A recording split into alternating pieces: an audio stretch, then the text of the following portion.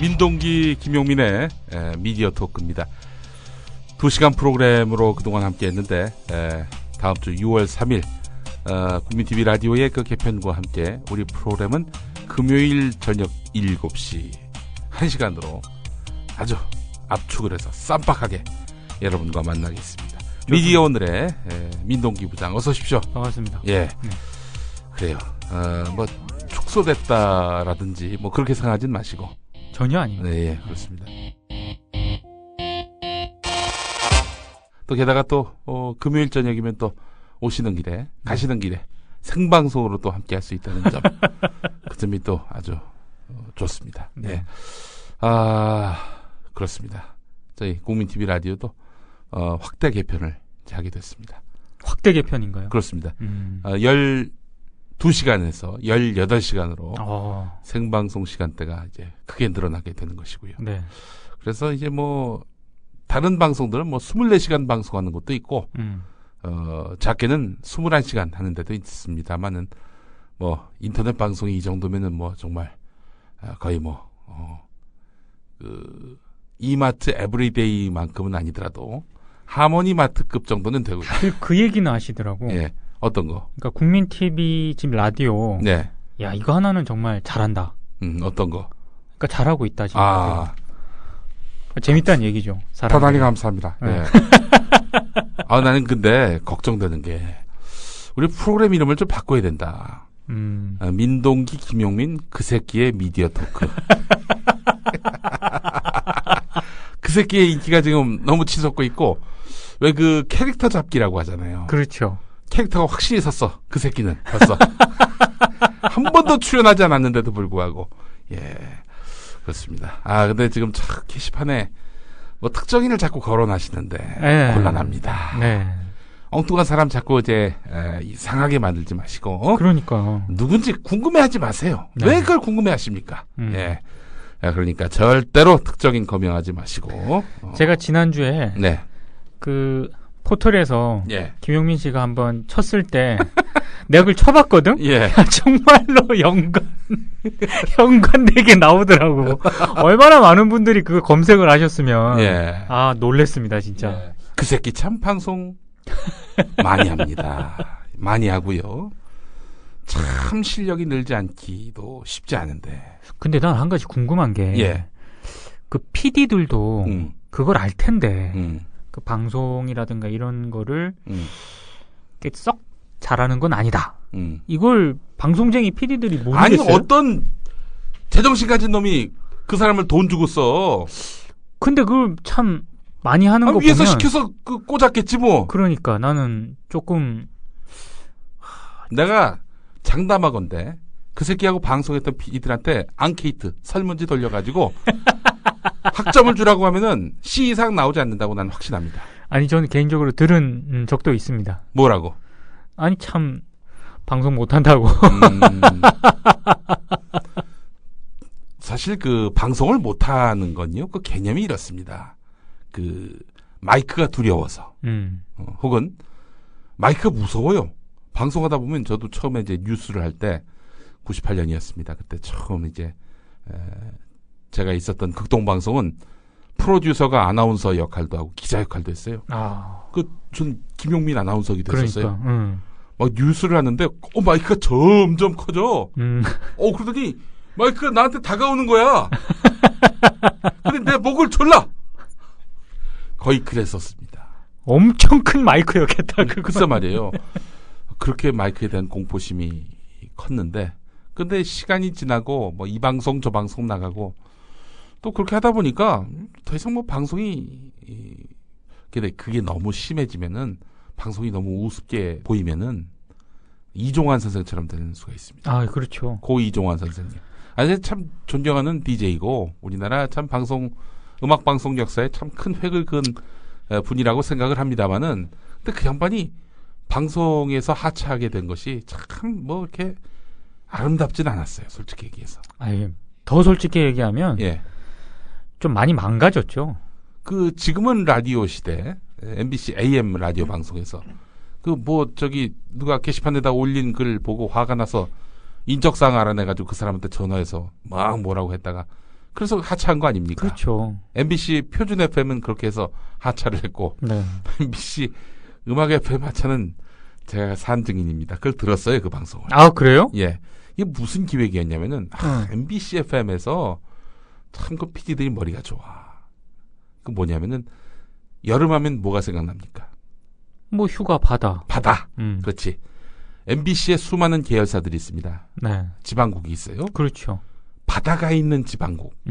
거기에 시간대별로 DJ를 보내는 거야. 그러니까 바다가 있는 지방국 따져보면은 강릉 MBC, 그쵸, 삼척 MBC, 그리고 포항 MBC, 울산 MBC, 부산 MBC, 그리고 마산 MBC, 그리고 저기 진주 MBC, 또 여수 MBC, 여수. 목포 MBC, 네.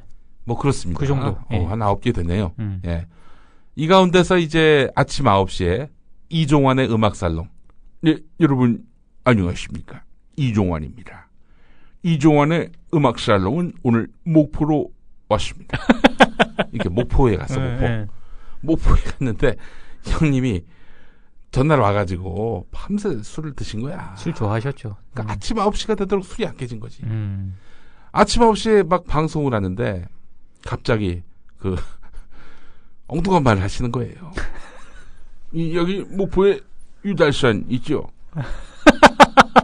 이 여자하고 가는데 얼마입니까? 뭐 이런 거, 이거 초대 게스트 불러다 놓고 뭐 이런 거 물어보고 엉뚱한 얘기하다가 결국 목포에서 귀경을 못 하셨습니다. 그렇죠. 목포에서 그냥 MBC 하차하셨어요. 자기 고향인 1960년대 때 MBC PD, 라디오 PD로 입사를 해서 네. 그래서 그야말로 한 시대를 풍미하는 정도가 아니라 거의 일가를 이룬 DJ계의 대부 이종환 선생. 제 사춘기 때 예. 라디오가 굉장히 유행을 했었는데 그렇죠. 그때 이종환, 별이 빛나는 밤에 예. 뭐 그다음에 이문세 이렇게 게스트로 나왔을 때 이제 그걸 하면서 이제 제가 이게 사춘기를 보냈는데 예. 정말 그때 방송이 압권이었습니다. 밤 10시부터 12시까지 딱 그 시간대 MBC 정말? 표준 FM은 이문세의 별이 빛나는 밤에 그 MBC 지금은 FM4U죠. 그렇죠. 91.9 서울에서 이건 또 이종환의 디스크쇼. 예. 이게 쌍벽을 이뤘습니다. 그렇죠. 뭐 거의 뭐 다른 채널들은 거의 범접할 수 없을 정도로. 네. 물론 김희애의 인기가요 뭐 이런 게 좀 가끔 도전장을 내밀기도 했었습니다만은 하나 이종환의 디스크쇼, 이문세의 별이 빛나는 밤에를 따라잡기 힘들었죠. 그 이문세가 디스크쇼 게스트로 나와가지고 이렇게 한 적도 있었거든요. 또 아주 재밌는 기획이 뭐였냐면은 별밤이 아마 20년인가 15년인가 뭐 이렇게 생일을 맞아가지고 그때는 MBC 음악 FM하고 표준 FM하고 동시 방송을 했었어요. 당시에는 그 기획력을 보고 대단하다. 뭐 별거 아닌데도. 그렇죠. 뭐 또 같은 방송사끼리 이렇게 연결하는 건데도 네. 뭐 그냥 굉장히 좀 신선했고 또 재밌었습니다. 워낙 또 이종환, 이문세가 죽이 잘 맞아가지고 정말 라디오 스타였죠. 그렇습니다. 진짜. 근데 뭐 이종환 선생이 뭐 방송뿐만 아니라 뭐 여러 가지로 또 논란이 될 만한 일들이 좀 있어가지고 예, 하여간 좀 돌아가시는 길이 좀 하여튼 안타깝습니다. 네. 예. 아직 그 양반하고 그 양반 살아있을 때 대화를 나눈 적이 있었어요. 그래요? 예. 교통방송에 제가 날마다 출연을 했을 때 이 밤 10시에 이종환의 My Way 해가지고 이제 이 양반이 제가 자주 들었어요. 예, 그 프로그램 이제 진행을 하셨는데 녹음을 하시려고 일찍 오셨나봐. 제가 출연했던 시간은 8시 때였는데 이 야구를 좋아하셨어요, 이 양반이. 그래가지고 이제 교통방송 그 복도 있잖아요. 큰 TV가 있는. 맞아요. 예, 그 복도에서 이제 방송을 하시다가 이제 녹음 마치시고 잠깐 나오셔서 담배 한 대 태우시면서 이제 롯데가 몇 점 냈습니까? 나한테 이렇게 물어보셨던 기억이 납니다. 롯데를 좋아하셨어요? 아니, 그게 상대팀을 좋아했을 수도 있어요. 롯데가 얼마나 따라왔느냐, 뭐 이런 것들을 물어보려는 뜻이었는지는 모르겠지만, 네. 하여간 이종환 선생, 제가 참 청소년대 때 정말 닮고 싶은 방송인 중에 한 명이었는데, 그렇죠. 참 이 재치와 유머가 보통이 아니에요. 이 양반은 네. 진짜 가장 잊을 수 없는 그 개그 중에 하나가 그 개그맨 고영수 씨가 나왔는데 네. 그 고영수 씨한테 이 고 씨는 정말 훌륭한 분들이 많습니다. 고 김구 선생, 고 윤봉길 의사, 뭐 이런 걸로 웃기셨어 당시에. 그런 이종환 선생인데, 이종환 선생의 참 명복을 빕니다. 그래도 참 저희에게 참 어린 시절에 밤의 즐거운 벗이었어요. 그렇죠. 예. 이종환 선생. 요즘은 라디오 스타가 그렇게 많이 없는 것 같아요. 그죠? 그렇죠. 이종환 선생으로 인해서 DJ의 꿈을 품었던 사람 중에 김구라 씨도 있고요. 그래요? 네. 김구라 씨가 사실 개그맨이 된 것도 DJ라는 직업 자체가 없잖아요. 그렇죠. 그래서 일단 무슨 연예인 그 장르를 하나 끼고 DJ 해야 DJ가 될 것이다. 이런 마음에 개그맨이 된 겁니다. 가수가 DJ 된다든지, 그렇죠. 개그맨이 DJ가 된다든지, 탤런트가 DJ가 된다든지 이랬었잖아요. 네. 참 하여튼 그런 80년대 이종환 하면은 그야말로 음악 방송의 대부였고, 그렇죠. 상징이었습니다. 네. 그러다 그 양반이 90년대 초인가, 아니 80년대 때 한번 이장희 씨하고 미국에 건너가서 네. 한인 방송을 만들려다가 잘 안 돼가지고 다시 한국으로 돌아와가지고 심야 음악 방송을 했다가 또 90년대 때 또 미국으로 건너갔다 또 다시 돌아오고 그랬었습니다. 우여곡절도 있었고. 네. 그런 기억이 납니다. 네. 내 얘기 듣기만 해. 근데 무슨 얘기하다 여기까지 왔지? 아니 사실 라디오의 대부 그 이종환 선생 그 별세 소식은 우리가 한번 언급을 하고 넘어갈 필요가 있죠. 네, 그렇습니다. 그래요. 이종환 선생. 기억에 남는 DJ 또 있으세요? 저는 그 김광한. 김광한. 어렸을 때 이종환, 김광한, 그 다음에 김기덕, 그 다음에 지금 파주 그쪽에 계신 KBS 그분 이름이 뭐더라? 전영혁? 아니요, 전영혁 씨 말고 그 KBS에서 그분도 좀 진행을 하셨는데 지금 보니까 거기 황인용 그렇죠. 황인용 씨. 그 다음에 이제 그 밑에 이문세 씨 이렇게 해가지고 그 라인업들이 거의 저희 그 사춘기 때 라인업이었죠. 예, 그렇죠. 하여튼 김광한 선생이 요즘 라디오 스타란 이름으로 그러니까 CBS 라디오에서 이제 방송. 거긴 LP로 음악을 틀더라고요. 야, 그 희한하대. 그게 다 PD의 기획력인데 그 PD가 누구냐면 바로 손금필 선배예요. 그렇죠. 참 손금필 선배는 참 훌륭한 분입니다. 네. 정말 방송을 잘 만들고 대한민국에서 손꼽을 수 있는 라디오 PD 10명 가운데 한 분으로 감히 이야기할 수 있는 분이라고 생각합니다. 저도 동의합니다. 그런 훌륭한 분은 절대 그 새끼 같은 사람을 DJ로 쓰지 않습니다. 그 새끼에 못지않는 또 다른 저 새끼가 있습니다. 다크호스가 등장했어요? 저 새끼가 또 있어. 그래요? 저 새끼는 어떤 새끼냐면은 시사 프로그램 진행자입니다. 생각해보니까 하여간 저 새끼는 어떤 새끼냐면은 일단 시사 프로그램, 아침 프로그램을 진행했습니다. 진행을 했는데 방송 존나 못해. 그리고 너무나 편파적이야. 그런 선수 꽤 많은데? 아주 현격하게 편파적입니다. 그래서 도저히 못 쓰겠어요. 방송도 못하고 또 게다가 무엇보다도 이 조직의 인화, 한 그 프로그램의 팀원으로서 아무리 진행자라도 인덕이 없어요. 도저히 안 되겠다 싶었어요. 그래서 이제 교체를 하려고 마음을 먹었습니다. 저 누군지 압니다. 마음을 먹었어요. 네. 그래서 이제 그 담당 PD가 작심을 하고 이제 그 사람한테 가서 이제 얘기를 했습니다. 그만두시라고. 네. 저희가 다 합의된 내용이다. 라디오 팀에서도 다 이미 내부적 결제가 끝난 거다. 해가지고 통보를 했습니다. 거기에 이제 지하 커피숍이어서 방송사 건물. 네. 그래서 이제 지하 방송사 건물을 커피숍에서 작별을 하고 그 양반은 지하 주차장으로 그러니까 저 새끼는 지하 주차장으로 내려가서 차를 몰고 갔어. 이 양반은 룰루랄라 이제 지하에서 엘리베이터를 타고 이제 라디오 팀으로 이제 올라갔죠. 올라갔는데 갑자기 라디오 책임자가 부르는 거야. 이 PD를 부르더니 뭐라고 하냐면은 말이야. 그 사람 그냥 써야 되겠어. 이런 청천벽력 같은 그런 얘기가 날라온 겁니다. 불과 한두 시간 전만 해도 그러니까. 저 새끼 잘라야지. 못 써. 큰일 나게. 앞으로 무슨 구중골을 당할지 몰라. 잘라야 돼. 자른다고 얘기할 수 있겠어? 예, 제가 얘기할 수 있습니다. 제가 자르자고 하지 않았습니까? 좋아. 그렇게 얘기해. 통보해.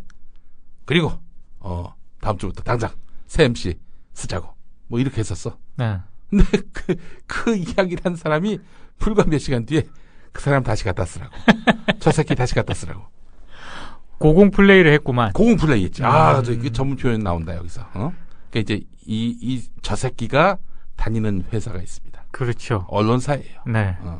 저 새끼가 다니는 언론사의 오너하고 이 방송사의 오너하고 친해. 친하다면서. 그래서 얘는 잘렸다. 분통이 난 거야. 그래서 저 새끼가 주차장 가서 차를 타고 바로 전화를 했지. 저기 사주님, 저 잘렸어요. 이럴 수 있습니까? 라고 얘기했어. 이 사주가 그 방송사 사주한테 연락해가지고 아니 그 친구 괜찮은데 우리 관계가 있는데 이럴 수 있습니까? 막 이랬는지 모르겠어요. 결국 그 방송사 사주가 라디오 팀 책임자한테 전화를 해가지고 아니 그 사람 왜 잘라? 우리 편인데. 결국 그래서 저 새끼가 한동안 더 방송을 했었다. 그런 이야기입니다. 누군지 정확히 저도 알고 있습니다. 네, 제가 저 새끼하고 방송을 한 적이 한동안 했었습니다. 그래요? 같이 방송을 했었어요. 야, 아주 독특한 기억을 제가 잊지 못합니다. 뭐냐면은 제가 이제 아침 뉴스 브리핑을 하는데 네.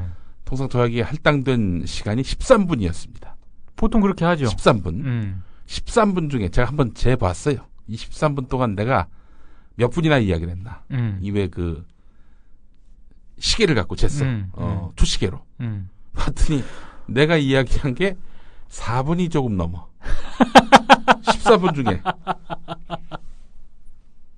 내가 브리핑을 하러 나가는 사람이고 MC는 거의 말을 하지 않아야 되는데 내가 멘트하는 게 13분 중에 4분이고 나머지 9분은 저 새끼가 떠드는 거야. 뭘 가지고 얘기를 하는 거예요, 대체 9분? 뭐 내가 한마디 하면은 10마디를 해요, 그 양반은. 내가 브리핑할 게 없어. 멘트 욕심이 너무 많은 거야. 멘트 촉도 없는데 멘트 내용도 빈약하고 그냥 자기 개똥처럼 늘어놓는데 야, 참 기가 막히더라고. 어떻게 나는 갑을병정 중에서 그 사람이 을이라면 나는 한 정쯤 되는데 세워라 내워라 들었지. 뭐 내가 13분 중에 4분을 얘기해도 13분 나온 값을 받으니 어떻게 된 줄 아십니까? 결국 어떻게 됐어요? 저 새끼하고 내가 동시에 잘렸습니다. 잘렸어요? 잘렸어. 저 새끼 잘린다는 소식에 만세를 불렀는데 저 새끼와 함께 나도 잘렸어. 나 참 이거 어처구니가 없어가지고. 진짜 어처구니가 없네. 예, 그렇습니다. 잘린 이유는 똑같은 거예요? 아니면 뭐 개편 때문에 그런 거예요? 그러니까 저 새끼의 흔적을 남기면 안 된다. 엉뚱하게 유탄 맞았구만. 유탄을 맞았어, 유탄을. 참, 진짜. 예. 아니, 그나저나. 예. 뭐 국정원 관련해서. 지금 저희가 잠깐, 여러분들은 이 녹음 상황이어서 모르시겠지만은 깜짝 같은 저희의 그 편집 기술로 여러분들이 눈치를 못 채셨을 텐데 잠깐 제가 전화를 받았습니다. 검찰에서 빨리 나와라. 그러니까 도대체 몇 개를 걸었는지 난 셀 수가 없는 거야. 근데 더 심각한 사람은 바로 주진우야. 자기가 도대체 재판이 몇 개고 소환이 몇 개인지 감을 잡지 못하는 거예요. 그 정말 그 사실 자체 하나만으로도 언론 탄압이에요. 언론 탄압. 그렇지. 아니 그걸로 위축을 느끼게 되잖아. 그럼. 누구든 위축을 느끼는 순간 그게 바로 쓸 기사를 못 쓰는 거예요. 아니 나는 뭐 그러거나 말거나 신경 안 쓰고 있는 상황인데 국정원이 이제 명예를 훼손당했다는 거야. 나는 꼼수다 때 국정원을 비방했다는 거지. 아니 뭐 나는 잘 아시겠지만은 나는 꼼수다의 제작 중심이고 주로 멘트한 사람은 주진우와 김어준입니다. 아니 저는 그 이전에 예. 국정원이 훼손당할 명예가 아직 남아 있어요. 그러다가 이제 우리 민동기 부장도 고소를 당해요. 아니 지금 국정원의 명예를 정말 실추시킨 사람이 누군데 다 국정원 출신들이 더 많아요. 자, 그래서 저는 뭐 긴 말 안 하고 검찰 소환에 불응하기로 했습니다. 체포를 하세요. 체포를 하셔도 좋습니다. 체포를 하면 국정원이 명예를 훼손당해서 김용민을 체포해 갔다. 한번 재밌게 한번 기사가 한번 나와줘야지. 아니 재밌는 게 아니라 그건 진짜 대박 기사인데 대박 기사. 그래요. 나는 이미 다 내놓고 다닙니다. 그리고 나의 동선은 뻔해. 경기도 용인시 기흥구 청덕동의 우리 집과 서울 마포구 합정동 우리 국민TV 사옥 여기 왔다 갔다 이거밖에 없어. 나는 이거 말고 동선이 없어. 그러니까 저랑 좀 비슷하네. 그렇습니다. 또 붙잡혀 가봐야 난 나가서 진술할 게 없어. 묵비권을 행사할 겁니다. 어차피 뭐 말을 하건 안 하건 재판에 넘길 거 아니야. 그렇죠. 그 묵비권 행사하려고 그래. 그러니까 체포하려면 하고 말려면 말고 전혀 뭐 나는 개의치 않습니다. 그리고 뭐 내가 이런 거 안 두려워하는 사람이 한두 명쯤은 나와줘야 그래야 검찰도 개혁이 되고 국정원도 제정신 차리는 거지. 그렇죠. 이런 거에 쫄 거라고 생각을 한다면은 오산입니다. 정보기관이 국민들을 상대로 명예훼손 소송을 한다. 이야, 참 웃긴 상황입니다, 진짜. 그리고 이 국정원이 야, 참 이게 똥 싼 놈이 큰 소리를 친다고 진짜. 응? 그 새끼가 언론 자유를 부르짖는 거하고 마찬가지다. 응? 참, 나 어처구니가 리가 없었어. 아이 참. 하여튼 그 새끼하고 저 새끼의 공통점은 비열하다는 점, 기회주의라는 점, 또 하나 방송을 촛도 못한다는 점. 맞아. 요게 아주 공통점입니다. 그러니까 방송을 진짜 잘하는 사람들이 네. 방송 무대에서 네. 이 끼와 재능을 펼칠 기회를 박탈시키는 것. 난 그 사람들이 가진 가장 큰 범죄라고 생각해. 네, 지금 지상파에 나오는 사람들은 방송 못하는 사람들만 주로 나오고 있고요. 아니 그러니까 국민TV에 나오는 분들은 방송 잘하는 분들만 나옵니다. 그렇게 하시면 됩니다. 그렇기 때문에 저는 국민TV가 성공한다고 확신하는 이유가 뭐냐면은 박근혜 정권이기 때문에. 그렇죠. 예, 언론을 어떻게든 장악하려 하고, 네. 방송 공정성 함양에 별 관심이 없는 이런 정권이라면은 이 국민TV는 아주 확실한 그 블루오션을 만났다 생각을 합니다. 예. 난 또 빨리 체포가 되면은 그날 조합원이 많이 늘 것 같아. 근데 제가 봤을 때 네. 국정원이 정말 똑똑하다면 제가 만약 국정원이라면 그냥 내비둡니다. 그 사람 고소장을 봤거든 내가. 내 혐의에 대한 뭐 구체적인 내용이 없어. 그냥 같이 가서 방송해가지고 어울린 거 뭐 그렇게만 나오고 있는데. 같이 방송에서 어울린 거? 뭐 내가 구체적으로 국정원을 뭐 어떻게 발언해서 뭐 어떻게 묘사해서 명예를 훼손했다. 그런 내용을 내가 보질 못했어. 저도 별로 그런 건 들은 기억이 없는 것 같은데. 사실 그렇지. 뭐 김용민 씨가 국정원에 대해서 뭐라고 발언을 많이 한 적이 없지 않아요? 제 국정원에 대해서 별 관심이 없습니다. 기본적으로. 또 그리고 뭘 알아야 얘기해야 될 거 아니야. 그러니까. 몰라 난 잘. 방송에 대해서는 잘 알지. 대표적으로 그 새끼를. 그 새끼 이게 나와서 그런데 네. 와, 그 새끼가 이제 모 방송 프로그램 이제 진행자가 됐어요. 근데 원래는 그 방송사의 기자가 MC로 이제 막 확정이 됐고, 이제 그 양반이 이제 방송을 이제 시작하려고 준비하는 단계까지 갔는데, 갑자기 그 새끼가, 치고 들어온 거야? 치고 들어온 거야. 꽂았네, 또. 그렇지. 그래서 이제 뭐 또 밑에서 제작진인가가 이렇게 얘기했다고 얘기를 들었어요. 아니, 대선이 얼마 안 남았는데, 당시 그 대선 때, 이렇게 꽂힌 인물로서 방송을 하다가는 교체되지 않겠느냐. 그래도 하시겠느냐. 제작진이. 그런 수모를 당하는 거 바람직하지 않지 않느냐. 이렇게 이제 얘기를 했겠지. 용기 있는 제작진이다. 그렇지. 그런데도 그 새끼는 그래도 하겠습니다. 하여튼 방송 욕심 많아. 난 여기서 참 그 새끼의 아주 정말 거의 티타늄적인 멘탈을 발견했어. 얼굴에 철면피 정도가 아니라 티타늄 면피를 했다. 근데 진짜 그 마인드는 정말 좀 이해를 할 수가 없다, 진짜. 거의 집착에 가깝지 않습니까? 그러면 직업을 바꿔야 되지 않아요, 지금? 예.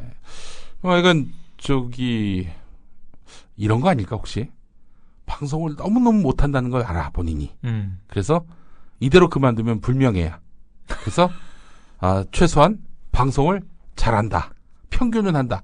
그 얘기 들을 때까지 방송을 하려는 거 아닐까? 설마. 그럴 리가. 네. 전혀. 그래. 그래요. 그 새끼 참 웃긴 새끼야. 방송 참 못하는 새끼가 아직도 방송을 하고 있으니 참. 우리 진짜 우스갯소리로 하는 얘기지만, 예. 그 새끼와 관련된 제보를 받습니다라는 만약에 코너를 하잖아요. 네. 방송사 관계자들의 잇따른 제보가 이어질 것으로 저는 예상이 됩니다. 근데 내가 지금 방금 한 PD하고 통화를 했습니다. 네. 그 새끼를 좀 잘 아는 PD야. 근데 그 양반 얘기는 그 새끼 뭐 저도 아닌 새끼 뭐 그런 새끼를 뭐 이렇게 띄워줘요. 우리가? 뭘 띄워줘요? 띄워주기는. 그랬더니 띄워주는 거지. 뭐 솔직히 얘기해서 조금이라도 시대가 바뀌면 그 새끼 바로 가차없이 아웃인데 누가 그 새끼를 쓰겠냐 이거야. 맨정신으로. 그런 얘기 하더라고. 그러니까 괜히 그 새끼 언급을 해가지고 띄워주지 말라고. 당신들이 그렇게 말하면은 결국에는 그 새끼가 우파의 아이콘이 되지 않겠느냐 이런 얘기 하는 거야. 내가 그래서 그 사람한테 그랬어. 정신 차리라고. 그 새끼도 보는 눈은 있어서 종편은 안 나간다고. 진짜 종편 안 나가는 거 보면 종편 안 나가. 나름 전략이 있어. 제가 보니까. 예. 아니 정봉주도 나가는 종편을 그러니까 안 나가. 예. 그래요. 참. 자기는 종편급은 아니라고 생각을 하는 것 같아 보니까. 정봉주 의원이 채널 A에 저기를 나갔지 않습니까? 박종진의 쾌도남마. 박종진 씨를 아주 좋게 평가하더라고. 그래요? 네. 박종진은 일단 자기가 얘기를 시작하면은 들어준다는 거야. 계속 들어준다는 거지. 사회자가 지녀야 할 덕목 중에 하나죠. 그래, MC 임성훈 씨. 항상 난 임성훈 씨를 보면서 MC의 거의 교과서다 생각이 드는데 그 양반은 자기를 드러내지 않고 남으로부터 이야기를 많이 뽑아냅니다. 끌어내요. 그렇죠. 이종환 선생도 그걸 참 잘해. 네. 이종환 선생이 지금은 라디오 시대에서 MC 할 때 어떻게 했는 줄 아세요? 자기가 일방적으로 리드하지 않고 예를 들면 무슨 일 하세요? 지금 설렁탕집 합니다. 장사 잘 되세요? 그냥 뭐 그래요. 이런 얘기 나올 거 아니에요. 이런 시덥지 않은 질문을 안 해. 무슨 일 하세요? 설렁탕집 합니다. 그 장사 진짜 잘 된다면서요? 그 설렁탕집 열기만 하면 뭐 대박이라고 하던데. 누가 그래요? 하면서 그냥 거기서부터 막 이야기가 잘 나온다는 거지.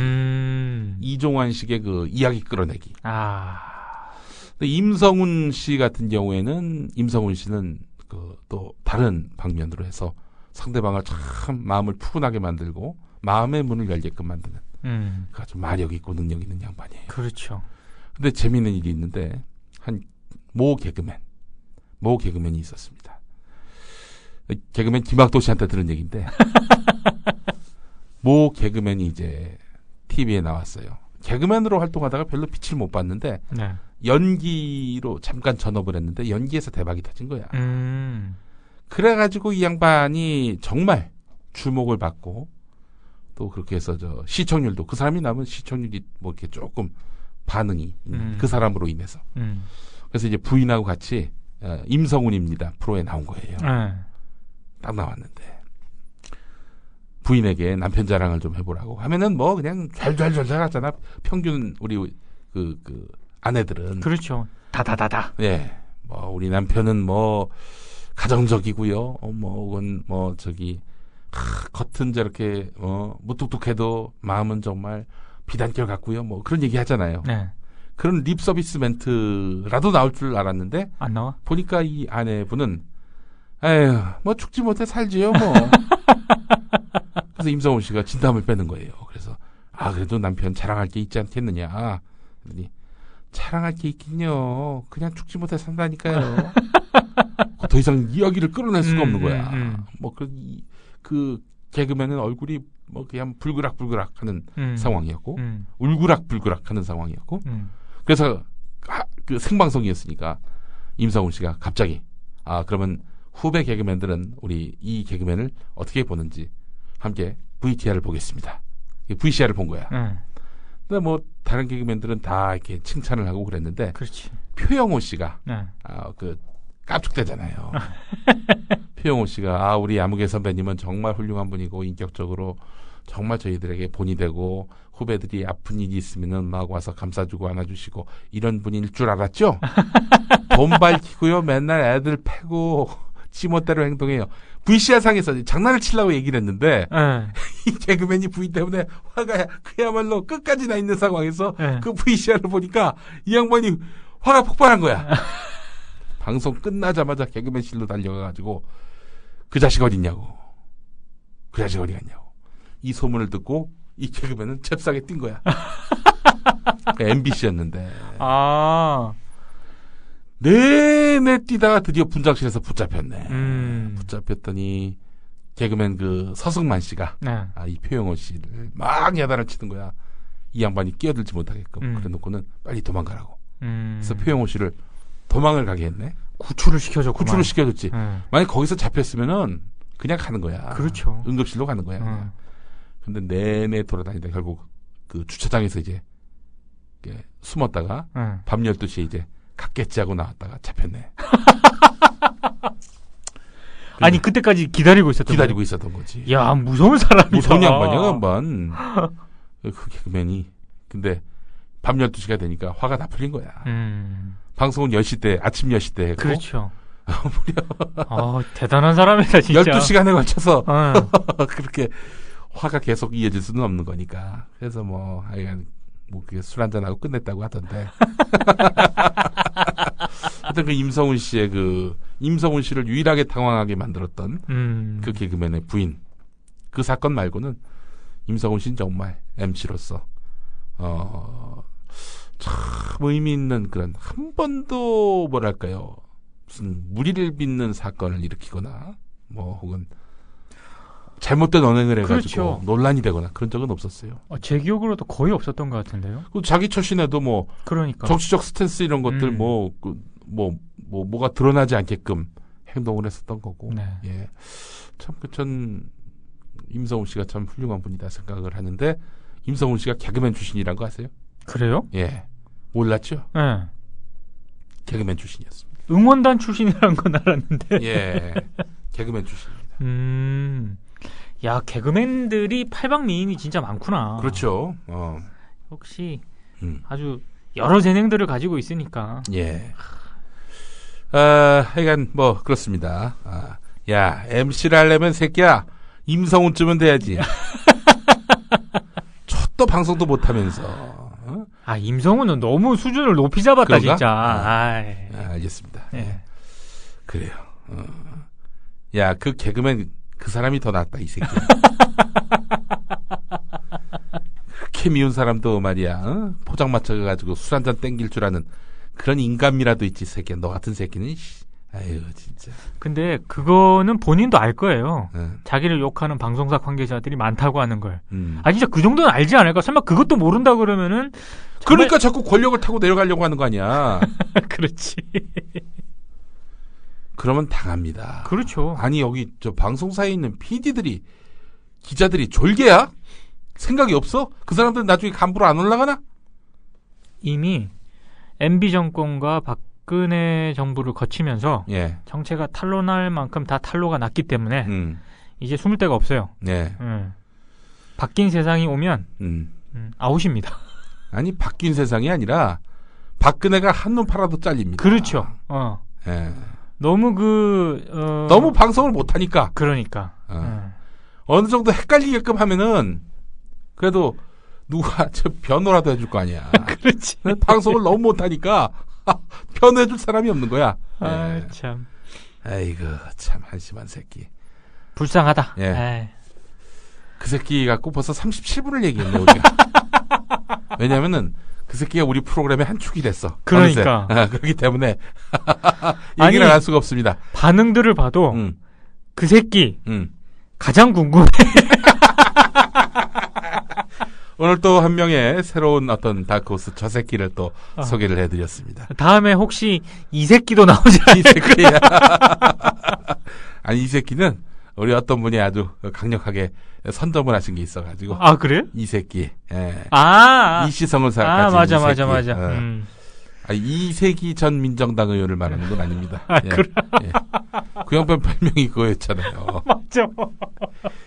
그 양반 참 괜찮은 양반이에요. 민정당 원내 총무도 하시고. 네. 제가 살던 곳의 지역구 국회의원이었는데, 그 진보 계열의 어떤 후보가, 이세기 후보가 나올 때, 거기 이제 밑에다가 같이 출마를 했는데, 네. 이세기 후보 그 선거 플래카드 밑에다가 이렇게 또, 자기 플래카드를 걸었는데, 플래카드에 적힌 문구가 아주 기가 막혔습니다. 이 세기가 가고 21세기가 온다. 역시 아이디어야. 예, 그렇습니다.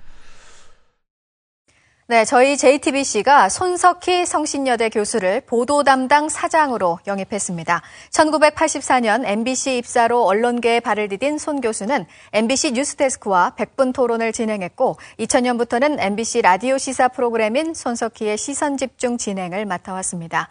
손 교수는 JTBC가 공정하고 균형 잡힌 정론으로 역할을 하는데 일조하고 싶다고 소감을 밝혔습니다. 사건이 터졌지만 손석희 사장의 JTBC 뉴스에는 다음날 밤 9시에나 나오는데 얼마 전 전해드린 국제중학교 입학비리 소식 기억하실 겁니다. 그런데 이재용 삼성전자 부회장의 아들이 영훈국제중학교에 부정입학했다는 의혹이 나와 파문이 커지고 있습니다. 이재용 삼성전자 부회장이 아들의 영훈국제중학교 입학 논란과 관련해 고개를 숙였습니다. 이번 사과문 발표는 이 부회장이 국제중 입학 논란에 대해 직접 책임을 지겠다는 뜻으로 해석됩니다. 자, 이제 미디어 게이츠를 드디어 짚어볼 시간이 다가왔습니다. 어떤 소식 준비하셨습니까? 아니 근데 뭐 여러 가지가 있긴 하지만 저는 그 얘기를 한번 좀 해보고 싶어요. 예. 손석희 사장 체제의 지금 JTBC 어떻게 보세요 지금? 뭐 얼마 안 되긴 했지만 단정은 이르지만 예. 이번 주에 미디어오늘이 좀 손석희 사장을 좀 괴롭혔습니다. 예의주시했던 것 같아. 그동안 쭉 예의주시했다가 이 사안이 터지면 어떻게 보도하나. 아니 왜냐면 본인도 알고 그리고 누구보다 JTBC 기자들도 잘 알고 이걸 하나 가지고 단정을 하자는 얘기는 아니지만 예. 리트머스 시험지는 될 수 있지. 리트머스가 될 수 있고 본인이 말한 멘트가 있어 그게. 그렇지. 근데 이게 딱 걸렸단 말이에요. 예. 근데 영훈중학교 그 이재용 아들 거의 뭐 이거는 부정이죠 부정. 근데 JTBC가 그날 당일 보도를 안 했단 말이에요. 근데 물론 손석희 사장이 한 얘기가 있습니다. 어떻게 그걸 내가 다 챙기냐. 난 보고를 못 받았다. 뭐 그럴 수 있어요. 근데 JTBC 관계자가 저희한테 했던 얘기는 솔직히 말해서 옹색합니다. 옹색해요. 왜냐? JTBC는 메인 뉴스가 9시에 나가거든요. 예. 시간적인 그런 문제 때문에 준비를 못했다는 거예요. 한마디로 얘기하면. 예. 근데 SBS 8시 뉴스가 있습니다. 네. 8시 뉴스인데 네. 거기는 물론 그 7시에 그 사건이 뭐 발표를 해가지고 네. 뭐 시간적인 촉박함이 있었는데 8시 뉴스의 메인 뉴스를 방송한 SBS는 단신으로라도 나갔어요. 예. 근데 9시에 메인 뉴스 하는 JTBC가 시간 때문에 그걸 못 챙겼다? 에이, 참 같은 해명을 하셔야 우리가 좀 고개를 끄덕끄덕이라도 하는데 그건 좀 아니죠. 그리고 본인들이 그 보도 안 한 거를 우리가 물었는데 왜 거기다 MBC도 보도 안 했다고. 그건 아니 MBC가 정상이냐 이거야. 그 MBC 정상이 아닌데 왜 정상이 아닌 방송사를 가지고 기준을 삼아가지고 그걸 우리한테 얘기를 이해를 시키니까 아이고 취재한 조수경 기자가 약간 이제 전화를 끊고 나서 참 JTBC 변명이 좀 너무 옹색하다. 뭐 그런 얘기를 하더라고요. 네. 물론 이제 우리의 전화를 받고 다음날 하겠다. 그래서 우리가 또 계속 주시를 했죠. 다음날 했어. 보니까 둑국지로 하더라고. 둑국지로.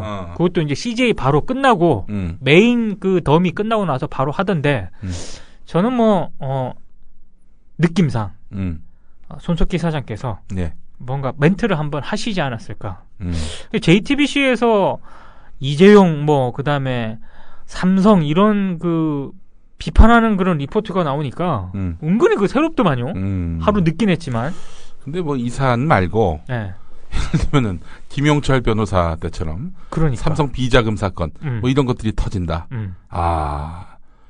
이런 때 봐야지. 아니 이런 그러니까 때 진정한 리트머스 시험지를 이야기할 수 있지. 제가 왜 이거를 주시를 했냐면 사실 이 사안 자체는 아무것도 아닙니다. 이 레벨로 하면 이 정도 사안도 보도를 못한다? 그거 언론 접어야지. 그 뭐 이 정도 사안 삼성 사안 때문에 이 정도도 제대로 보도를 못한다고 하는 거는 언론이기를 포기하는 거나 마찬가지죠. 근데 이 정도 사안에서 JTBC가 일단 의혹을 받았단 말이에요. 근데 지금 김영민 씨가 하는 것처럼 만약에 정말 김영철 변호사 건처럼 그 삼성 S8 사건 같은 게 터졌다. 나는 이 스탠스라면 손석희 체제의 JTBC는 방송 못한다고 봐요. 그럴 가능성이 좀 많은 것 같아요. 사실 JTBC가 손석희의 이미지가 필요하지 손석희의 지도력이 필요했겠어. 저는 진짜 그 언론계에서 그렇게 많이 얘기하시더라고. 근데 JTBC 보도국장은 누구예요? 보도국장이 누구지? 저도 정확하게 지금 기억이 안 납니다. 9시 뉴스 앵커하는 양반이 전영기. 맞아요. 그 편집국장 한 분 아니야, 중앙일보. 편집국장을 했고 전영기 국장이 보도국장을 하나? 그래서 앵커를 하고 있나? 그건 좀 확인해봐야겠네요. 전영기 국장이 그래도 기자 출신 아닙니까? 기자 출신으로 중앙일보에서는 뭐 꽃 중에 꽃보지기를 할 수 있는 편집국장을 했는데 솔직히 얘기해서 손석희 교수가 뭐 시사 프로그램 MC, 또 토론 MC로서 정말 큰 역할도 했고 그렇지만은 기자 직군으로서의 뭐 이렇다 할 그런 이력은 없잖아요. 솔직히 그렇죠. 얘기해서. 네. 그 부분을 따져본다면은 나는 아니 근데 이 손석희 사장을 무시하는 게 아니라 그 중앙일보도 나름 그 MBC 못지않은 그런 기자들의 자존심이란 게 있는데 손석희 사장의 지도력이 잘 먹히느냐, 리더십이 먹히느냐, 난 이게 궁금해. 솔직히 얘기해서. 제가 그거와 관련해서 들은 얘기가 있는데 중앙일보와 JTBC는 일단 분리를 해야 될 것 같더라고요. 그러니까 중앙일보는 철저하게 이제 그 홍석현 그 회장의 지도력과 영달이 상당히 좀 강하게 영향을 미치고 있는 곳이고 그게 뭐 홍석현 회장의 전략이든 아니면 뭔지는 모르겠으나 JTBC는 일단 전략적으로 손석희 사장의 이미지가 필요하든 뭐가 필요하든 당분간 손석희 체제로 일단 놔두려고 하는 전략인 것 같긴 해요. 그 손석희 사장과 통화를 한 모 방송사 관계자가 있습니다.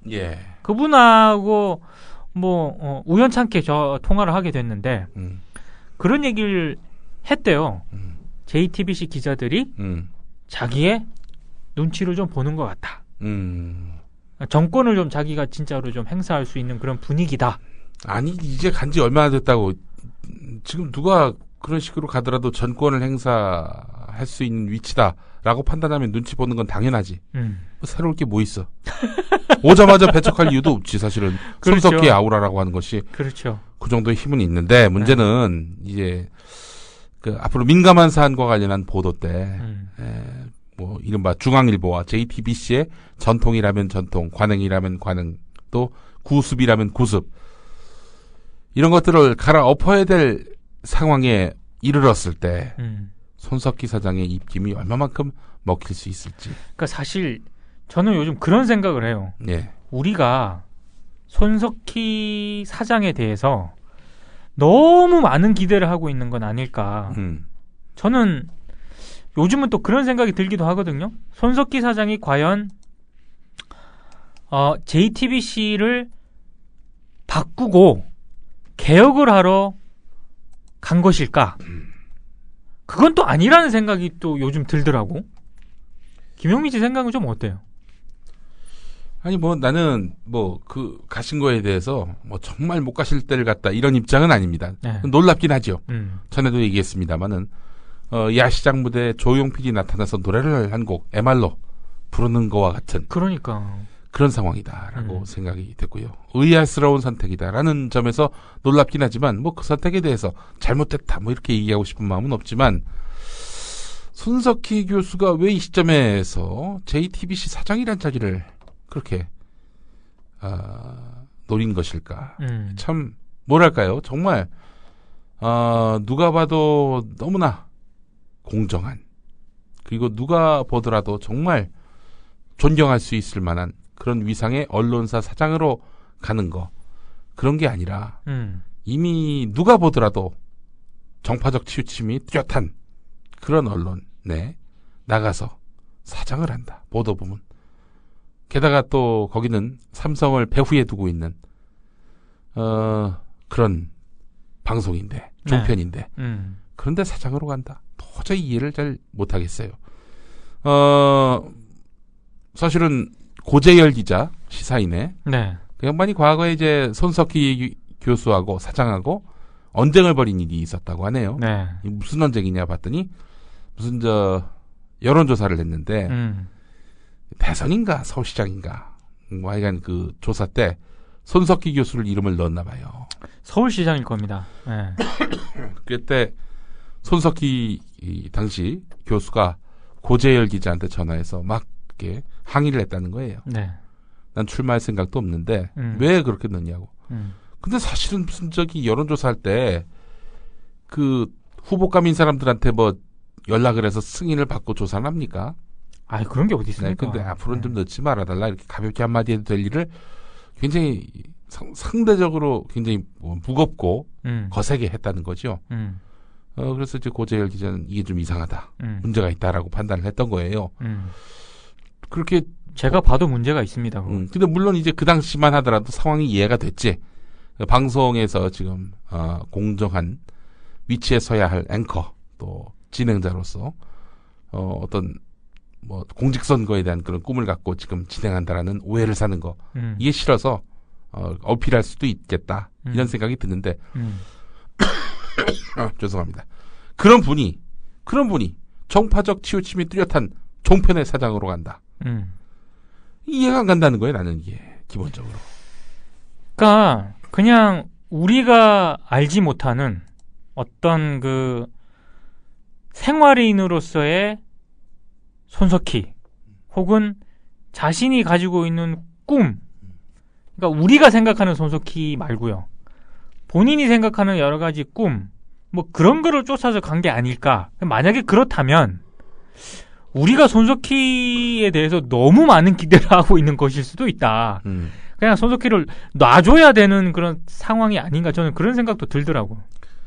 나는 엄기영 사장 때 이미 뭐 그런 비슷한 논란을 겪어가지고 뭐 손석희 사장이 그럴 리는 없겠지만 새누리당 공천을 받아서 어디 나가신다 하더라도 그렇게 크게 충격받지는 않을 것 같아요. 그러니까 근데 왜냐하면 저도 비슷한 생각인데 아직도 그 손석희 체제 JTBC에 대해서 저는 약간의 변화 이 정도만 해도 성공을 했다고 생각을 하거든요. 근데 엄청난 변화를 좀 기대하시는 분들이 아직도 많아서 자칫 또 그분들에게 멘붕 사태를 주는 그런 행보를 혹여나 보이실까? 저는 뭐 그런 거를 멘붕 사태를 막기보다는 이쯤에서 큰 기대는 접고 그냥 적절한 기대 이런 것만 좀 가지면서 좀 놔줄 때가 됐지 않았나. 미디어계에 종사하지 않으시는 분들께 제가 드리고 싶은 말이 있는데 사실은 미디어계에 종사하는 사람 중에 특히 그 화면에 나오고 목소리가 나오고 그렇게 또 진행자로 혹은 출연자로서 인정받고 각광받는 분들 액면이 100이면요. 여러분들에게 인식되는 건 120, 140, 심지어 200, 300일 수 있습니다. 동의합니다. 예. 그 새끼는 대표적입니다. 그 새끼가 그래. 예.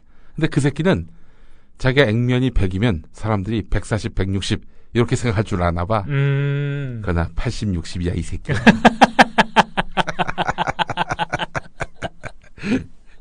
분수를 알아 이 새끼. 근데 손석희 사장은 제가 알기로는 뭐 하여간 이미지를 앞세우거나 혹은 뭐 자신의 어떤 분수와 본령을 뛰어넘는 과도한 뭐 이렇게 거칠해 이런 것을 하는 분이라고 보진 않아요. 그렇죠. 예, 보면 알지 이제. 그렇지. 엄기영 사장도 어떻게 보면은 너무 충격을 받았다. 너무 실망했다 이런 분들이 많은데 그분 액면 그대로는 참 좋은 분이에요. 듣기로는 사람 자체는 굉장히 좋죠. MBC에서 그 양반 모셨던 분들 이야기로는 참 좋은 사장이었다. 말단 사원들의 이야기도 잘 들어줬던 참 인격적인 사장이었다라고들 얘기하는데 네. 정말 그렇습니다. 근데 네. 그 양반은 심약한 게 문제였지. 그렇죠. MBC에서 몇십 년 동안 달마다 며칠이면은 월급이 꼬박꼬박 들어왔는데 어느 날 갑자기 아무것도 안 들어온다고 생각해 보세요. 그거 참 막막하지. 뭐 새로운 활로를 택해야 되는데 새로운 활로를 택하자니 여러 경우의 수를 따져보니 새누리당이 나은 것 같아. 그래서 새누리당 갔을 수 있는 거예요. 저도 그런 측면에서 이해합니다. 예. 저 그런 의미에서 본다면은 방송인들에 대해서 특히 뭐 언론인들에 대해서 너무 큰 기대를 가지지는 않으시는 게 좋겠다. 뭐 김용민이도 마찬가지고. 김어준은 특히 더 그렇고. 아니 엄기영 농담입니다. 예. 네, 엄기영 사장 얘기가 나왔으니까 예전에 제가 그분의 지금 행보에 대해서는 참 안타깝고 불만이 많지만 예. 예전에 그분이 MBC에서 특임 이사를 한 적이 있었어요. 그렇죠. 뉴스데스크 앵커 할 때. 네, 근데 이제 그때가 기억이 나는데 2002년 그때까지는 이 양반이 MBC 보도본부장을 했었어요. 보도본부장이었죠. 예. 그러다가 이제 MBC 뉴스가 좀 시청률이 하락하니까 그 당시 시청률 하락의 주인공이 누구였냐면은 당시 앵커가 누군지 아세요? 제가 그때 출입을 했었는데 권재홍이야, 권재홍 맞아요. 네. 권재홍은 하여튼 마이너스의 손이야. 네. 예. 그래서 이제 새 앵커가 필요하다라고 했는데 내부에서 엄기영 본부장께서 그렇죠. 다시 나오시는 게 좋겠다 해서 이 양반이 2002년 1월 1일자로 MBC 뉴스데스크 이제 앵커로 복귀를 그렇죠. 했고 그게 참 많은 일이 있었지 않습니까? 그렇죠. 뭐 월드컵도 있었고 대선도 있었고 그때 김주하 앵커랑 네. 근데 그때 제가 MBC 출입하고 있을 텐데 예. 보통 그 미디어오늘 기자들이 딱 출입처 방송사나 언론사를 돌면 예. 대부분 간부들은 좀 냉랭합니다. 좋게 써주지도 않고. 그럼. 예. 근데 기본적으로. 특히 뭐 국장급들이 그나마 MBC는 좀 나았어요. 예. 좀 잘해주는 편이었는데 뭐 본부장이나 이사급들은 뭐 이렇게 사전에 좀 연락을 하고 가야 이제 예. 이제 만날 가능성이 좀 있었죠. 예.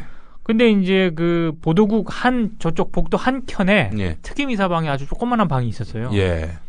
또 거기 가다가 이렇게 계시는 것 같아가지고 제가 딱 갔죠. 보통 이사급 정도 되면 네. 뭐 사전에 연락 안 하거나 이러면은 뭐 없습니다. 뭐 미디어오늘 기자든 뭐든. 네. 근데 뭐 약속 있다고 나가거나 네. 뭐 이렇게 하는데 천하의 엄기영인데. 그럼 또 천하의 엄기영인데. 네. 근데 딱 가니까 네. 따뜻한 차 한 잔 내리고. 아이고 민동기 기자 네. 어서 들어오세요. 아유 요즘 뭐 MBC 좀 밖에서 보니까 어때요? 뭐 이러면서 예. 얘기를 진짜 많이 들어주고 뭐 이런저런 얘기하고 그래서 네. 그때 참 이분은 다른 걸 다 떠나서 정말 인간의 됨됨이 그거 하나는 됐다. 네. 제가 그때 그걸 느꼈거든요. 우리 예전에 기독교 TV 있을 때 편성국장 하시던 선배분이 계신데 이 양반이 이제 EBS PD였어요. 네. EBS PD 때 기자의 세계 뭐 이런 걸 한번 만들려고 MBC를 찾아갔는데 뭐 당시 부장 국장 이런 사람들은 EBS에서 EBS를 좀 우습게 본 거지. 다리를 책상에다 올려놓고 사람이 왔는데 왜 왔어요? 아니 저 기자의 세계 촬영하러 왔습니다. 꼭 해야 되나? 약속을 하셔가지고 저희가 왔습니다. 뭘 해 그런 거를 귀찮게. 누구야 누구? 아니 몰라 그건 모르는데 우리 그 김종철 선배인데 네. 이 양반이 좀 화가 났지. 그래서 아니 자세도 벌써 다리에 책상 위에 그러니까. 올려놓고 이런 새끼 다 있어. 하여튼 약간 그래서 김종철 선배가 마음이 많이 상했는데 갑자기 후련듯 어디서 많이 본 사람이 자기를 딱 데려가는 거야. 봤더니 엄기영 차장. 엄기영 차장이 자기를 데려가더니 아이고 우리 선배들이 조금 이렇게 결례를 많이 끼칩니다. 양해를 부탁드리겠습니다. 뭐가 필요하신지요? 이러면서 이러면서 아주 성실하게 촬영을 응해주고 뭐 더 필요하신 거 있으십니까? 이렇게 해서 배웅까지 해줬다는. 그런 엄기영을 못 입는다는 거야. 야. 파리에서 이 바바리 코트 입고 그렇죠. 리포트하던 그 엄기영이었던 거지. 파리에서 MBC 뉴스 엄기영이었습니다. 아니 엄기영 사장은 정말 좋은 분이에요. 그럼요. 인간성이나 뭐 이런 거 여러 가지로 보면은 참 기자가 사람이 되기 참 쉽지 않은데 사람이 된 기자다. 새누리당에 여담되는 사람이다. 예. 막판에 좀 행보를 좀 잘못하셔가지고 좀 그게 안타까울 뿐입니다. 이제 이런 건 있었을 것 같아. 왜 민주당에 안 갔느냐? 최문순이 터잡았지. 그렇지. 정동영이 터잡았지. 자기 가봐야 그 자리에 자기 스스로 설 자리가 없다고 판단했던 것은 아닐지. 그런 생각도 들고 또 기본적으로 강원도지사라면은 민주당이 될 수도 있겠지만은 이광재 씨가 이제 그렇죠. 도지사가 한 번은 됐었지만은 앞으로 계속 강원도에서 무엇을 하려면 새누리당 간판이 더 낫겠다 이렇게 판단을 했던 것 같기도 하고 그렇습니다. 하지만 글쎄요 엄기영이 민주당에 어울린다라기보다는 엄기영이 이명박한테 잘린 사람 아닙니까? 그러니까. 잘린 사람으로서 사람이 배알이 있는 거지. 난 그게 같은 언론인으로서 저보다 언론계 훨씬 선배잖아요. 네. 그게 좀 자존심이 상하더라고. 네. 거의 내몰리다시피 해서 나갔는데 그 밑에서 다시 출마를 하다니 참. 예. 그러니까 이제 참 보면서 사람이 착한 게 다 좋은 건 아니다. 그렇죠. 언론인은 특히 착하기만 해서는 안 돼요. 예, 그렇습니다. 독한 데도 있어야 돼요. 저도 사실은 한 몇 년 전만 해도 착한 사람으로 살아야 되겠다라는 그런 마음이 있었는데. 정말요? 진짜 그런 마음이 있었어요. 근데 이제 뼈대 있는 사람으로 살아야 되겠다. 뼈대 있는 사람으로 살아야 되겠다. 이런 마음을 가졌습니다. 예, 뼈대 있는 사람. 아닌 건 아니라고 분명히 밝히면서 그러면서 인간에 대한 예의는 다하는 그런 그렇죠. 자세가 필요하다는 거죠. 그런 의미에서 본다면 저는 검찰에서 체포를 하든 말든 안 나갑니다. 예, 안 나가니까 잡아가세요. 예, 체포를 하려면 하세요. 체포 빨리 해줘. 그래 우리 또 조합원이 빨리 늘 수 있기 때문에 나중에 정말로 체포돼서 조합원이 이렇게 증가되면 공로패줘야 되는 거 아니에요? 그래서 나는 그 검찰 국정원 덕 좀 보는 거지 그러면은. 아이 참. 일생에 검찰 국정원 덕 안 보다가 그때 한번 좀 보려고 하니 빨리 체포해 가시고 또 우리 민동기 부장께서는 미디어 오늘에서 속보에다가 좀 하나 좀 띄워주시면은 김용민 체포. 내가 제일 먼저 문자 보낼게. 이게 속보도 속보지만 이건 크게 써야죠. 감사합니다. 이미 저는 이 민동기 김용민의 미디어 토크에서 소환에 불응하기로 했다라고 이렇게 선언을 한 바 있습니다. 네. 예. 선언한 만큼 약속을 지키도록 할 거고 저는 약속한 거 지킵니다. 네. 채널A 나가서 동아일보의 4대 세습 직접 비판하진 않았지만은 이 언론계의 4대 세습 이거 문제입니다. 이 김정은하고 뭐가 다릅니까라고 이야기했던 그런 주인공입니다. 한다면 합니다. 그렇죠. 예. 물론 한다는 점에서 본다면 그 새끼도 많이 비슷합니다. 그 새끼는 본인이 MC를 하겠다 하면은 합니다. 우리 민동기 부장은 한다면 하는 사람입니까? 저는 한다면 한다 이런 얘기를 잘 안 합니다. 조용히 묵묵히 남몰래 남몰래 뜻하는 마음을 품고 있다가 실현하는 그런 자세 좋습니다. 예. 참 지난 JTBC가 이번 그 TV조선과 채널A의 5월 광주항쟁 모독 이 건과 관련해서 좀 반사이익을 보진 않았을까요? 아니 반사이익 굉장히 많이 봤죠. 아니 일단 광도 팔더라고. 광도 팔아. 그럼 5.18 이 왜곡 보도 이 논란에서 중앙일보와 JTBC는 없어요. 꽃놀이패만 쥐었지. 그러니까 심지어 중앙일보에서는 그걸 깠다고. 그렇지. 한 면을 털어서. 그러니까 젊은 세대들이나 JTBC나 중앙일보에 대해서 평소에 좀 안 좋게 보던 사람들도 다르네? 얘는 조금 다르네? 이런 생각을 하는 거죠. 그러니까 굉장히 이미지 효과를 좀 많이 봤죠. 네. 그게 의도를 했던 안 했던. 게다가 손석희도 갖고. 그러니까. 그게 대박인 거지. 요즘에 또 썰전도 탄력을 받고. 예. 제가 보니까 김구라, 이철희 이 소장 이 두 분께서 참 JTBC 많이 이미지 개선 시켜주고 있습니다, 지금. 강용석도 덕을 많이 보고 있고요. 그러니까 강용석은 자기 이미지가 더불어 많이 개선이 되고 있는 거고. 예, 제가 사실은 우리 김구라 씨에게 참 할 말이 없는 사람입니다. 저로 인해서 잘하던 방송도 뭐 이제 그만두게 되고 여러 가지로 참 죄송해요. 전 그 형님에게 그 형님의 그 이메일을 보면요, 2000년대 초반에 왔던 메일을 보면은 그 메일에 보면은 뭐 자기 이제 서명이라고 하나요? 네.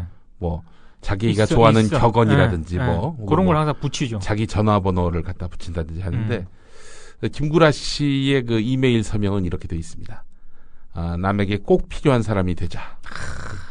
이런 자세로 늘 임해왔던 훌륭한 분입니다. 김구라 씨 역시 정말 인격적으로 모난 데가 없는 아주 훌륭한 분이고 어려운 사람들. 과거에 자기 동료였던 사람들이라 할지라도 자기를 욕하면 이제 관계를 끊어요. 근데 안 그런 사람이 어딨어? 그렇지. 자기 욕하고 다니는 놈을 왜 끌어안아? 무슨 자기가 무슨 테라사 수녀도 아니고 말이야. 근데 우리 김구라 씨 같은 경우에는 정말 과거에 자기를 도왔던 사람 중에서 잘 못 나가는 사람, 어려운 사람들 어떻게든 챙겨줍니다. 훌륭한 그런 연예인이다 이렇게 생각이 드는데. 그래서 이제 김구라 씨한테 제가 그랬어요. 형님한테 내가 아무런 도움이 안 된다. 나하고 인발부가 되는 순간 형님은 무조건 폭탄이다. 그렇기 때문에 형님하고는 나중에 이빨이 흔들릴 무렵이나 다시 만나자 해가지고 지금은 관계가 없습니다. 예, 그런 사이인데 그런 김구라 씨가 사실은 봐왔는데 준비된 시사 엔터테이너예요. 그런 것 같아요. 진짜 여러분들 제가 그 형님의 하는 행태를 봤는데 시사주간지 사가지고 이 숫자를 외워요. 숫자. 그리고 사람 이름을 외웁니다. 지금 민주당 원내대표 누구예요? 누구지? 전병헌으로 바뀌었어. 다 알아. 정책위 의장으로 박희충이가 한 것도 알아. 야, 그거는 거의 기자들, 정치부 기자들만 챙기는 그런 사안인데? 뉴스를 꼬박꼬박 다 챙겨 읽고. 그러니까 썰전에서 그렇게 구라를 풀죠. 그러니까 지금은 사실은 시사 개그, 시사 코미디 이런 것들이 허용되지 않는 세상 아닙니까? 그렇죠. 근데 종편은 또 허용된단 말이지. 그러고 보면은, 거기서 적시타를 날리고 있는 거죠. 근데 제가 보니까. 김구라 씨는 지금 지상파보다는 이제 박근혜 정부에서 지상파보다는 차라리 종편이나 이런 케이블 쪽이 더 나은 것 같아요. 그러니까 지금 지상파에서는 여러 가지 발언권 같은 게 많이 제약이 되잖아요. 이 두드림 KBS 갔더니 또 두드림 폐지되잖아. 그러니까 왠지 두드림에서 김구라 씨 보면은 뭔가 어색해. 내가 보니까. 이제 그런 게 있어요. 지상파 방송에 열심히 잘 나오던 연예인이 케이블로 가면은 굉장히 좀 다운그레이드 된 것 같은 느낌이 있어서 케이블 나가는 거를 주저하는 분들이 많이 계십니다. 예, 그런 마음을 이해를 못하는 바 아니에요. 여하간 그렇고요. 김구라 씨 같은 경우 참 준비된 그런 시사 예능 엔터테이너이고 무엇보다도 강용석을 끌어들인 인물이기도 합니다. 그렇죠. 예.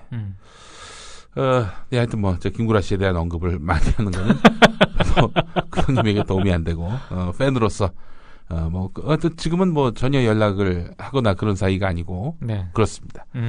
잘 되시기를 바라는 마음만 갖고 있는 건데. 저도 팬이에요. 네, 김구라 씨는 정말 사람이 됐어요. 네. 기본적으로. 얼마 전에 보도를 보니까, 그 태평양 전쟁 피해자 할머니들, 이분들에 대해서 진정성 있게, 적극적으로, 그분들을 섬기는 일들을 해왔고, 그래서 또 그 할머니들이 또 격려를 해주셨다는, 네. 상으로 격려하셨다는 그런 보도도 봤습니다. 그는 진짜 김구라 씨가 진심으로 한 거예요. 그는. 그렇죠. 네, 저는 그렇다고 보고, 더 잘 되시기를 바라는 마음만 갖고 있는 정도인데, MBC에서는 안 봤습니다. 김구라를. 왜 하냐? 박문진의 몇몇 변희재하고 친한 이사들이 지금 맡고 있거든요.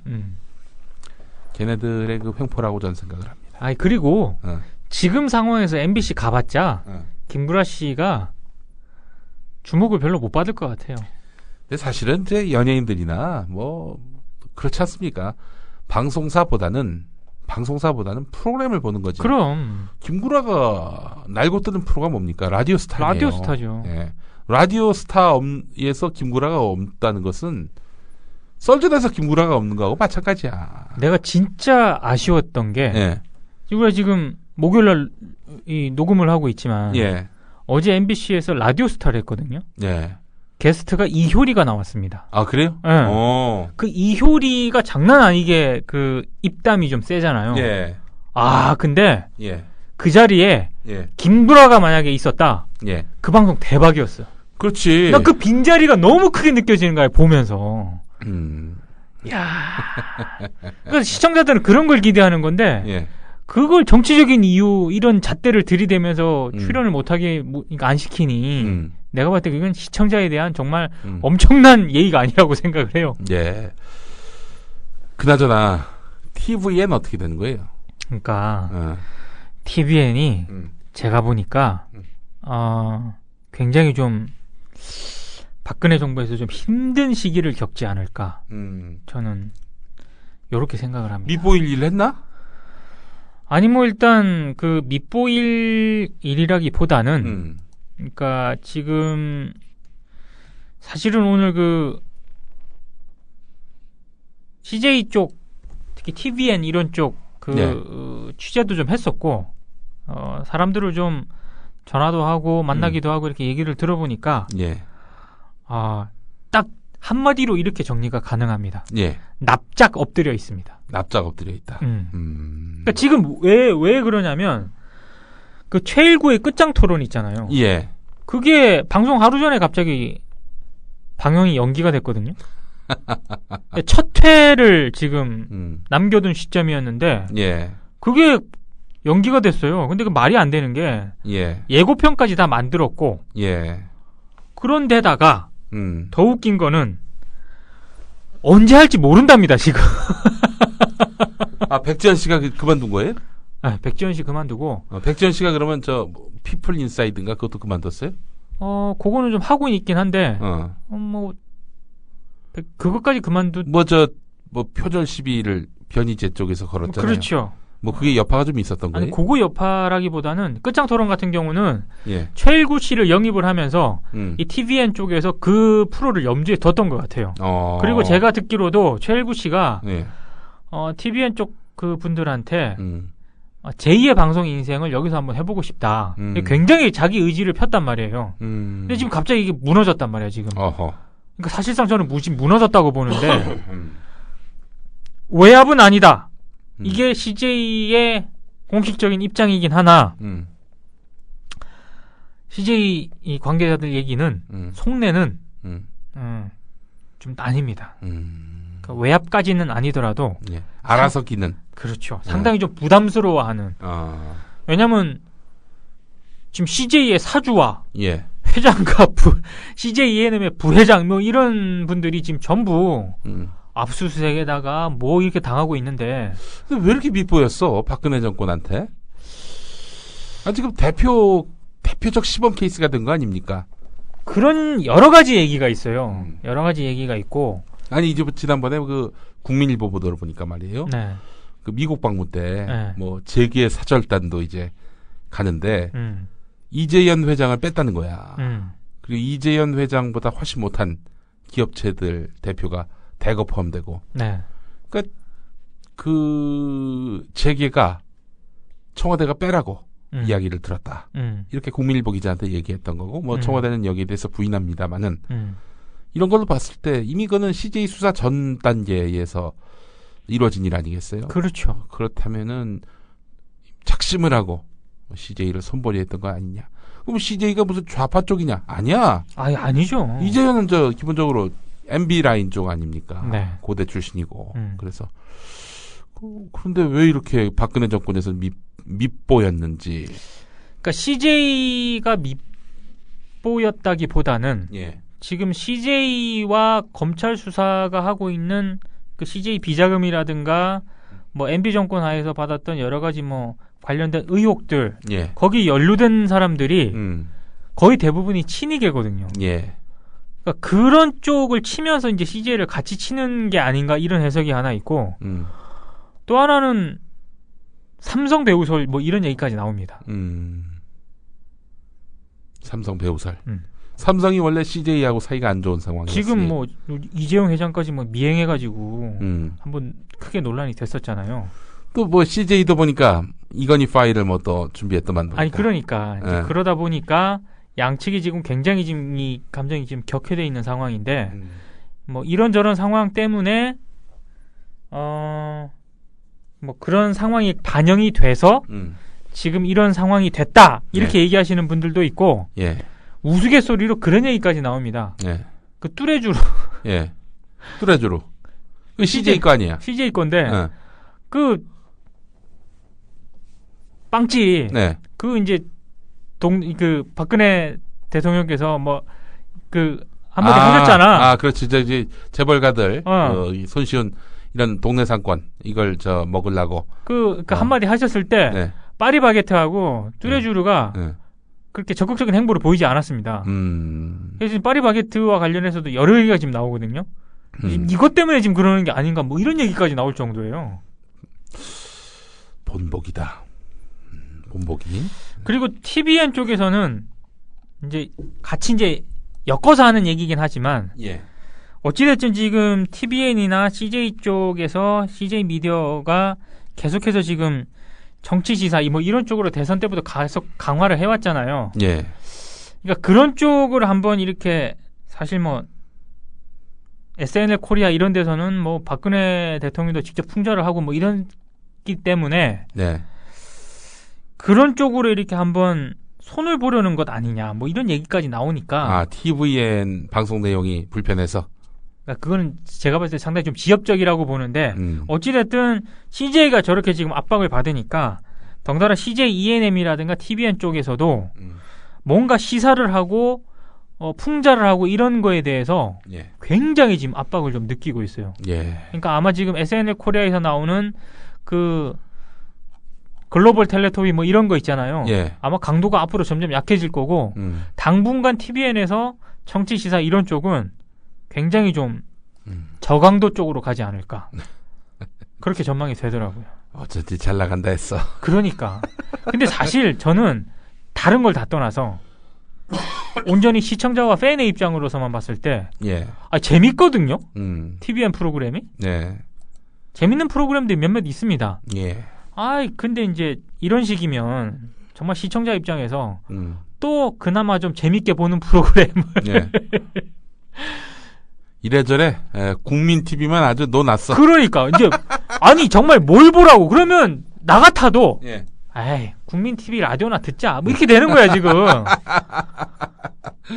아유 참 이래저래 참 고맙습니다.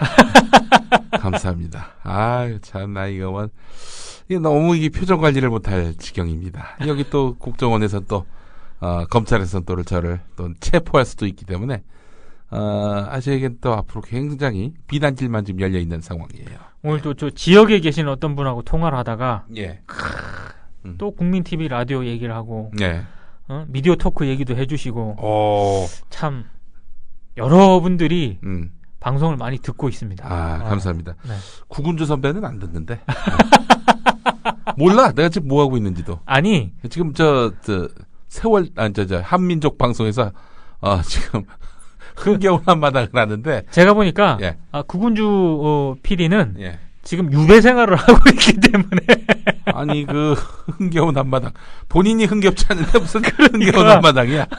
힘겨운 한마당이라고 내가 이름 바꾸라고 그랬어요. 네. 유배 생활을 하고 있기 때문에 세상사와 약간 지금 담을 쌓고 사시는 게 아닌가. 예, 그렇습니다. 하여간 참 우리 구군주 선배가 잘 되는 날이 빨리 와야 될 텐데. 정말 네. 그런 능력 있는 PD를 참 그런 데서 지금 능력을 썩히게 하는 이 방송계 현실이 좀 안타깝네요. 네. 물론 우리 한민족 방송의 흥겨운 한마당도 아주 중요한 프로그램이긴 합니다만은 그렇지만 저보고 아이돌 스타들 갖고 무슨 프로 만들려고 못 만들어 절대. 왜냐하면 관심이 별로 없잖아. 관심이 없어. 아이유 외에는 없지. 아이유 외에는 없는데 솔직히 얘기해서 그렇습니다. 아이유 좋아하죠? 저는 그냥 그렇습니다. 그래요. 아이유 좋아할 것 같아. 아이유를 좋아하는 기자가 있습니다. 누굽니까? 정철훈 기자입니다. 정철훈 기자. 네. 아니 나이가 많이 안 먹은 정철훈 기자는 왜 이렇게 좋아한대? 몰라요. 이게 광팬입니다. 광팬이에요.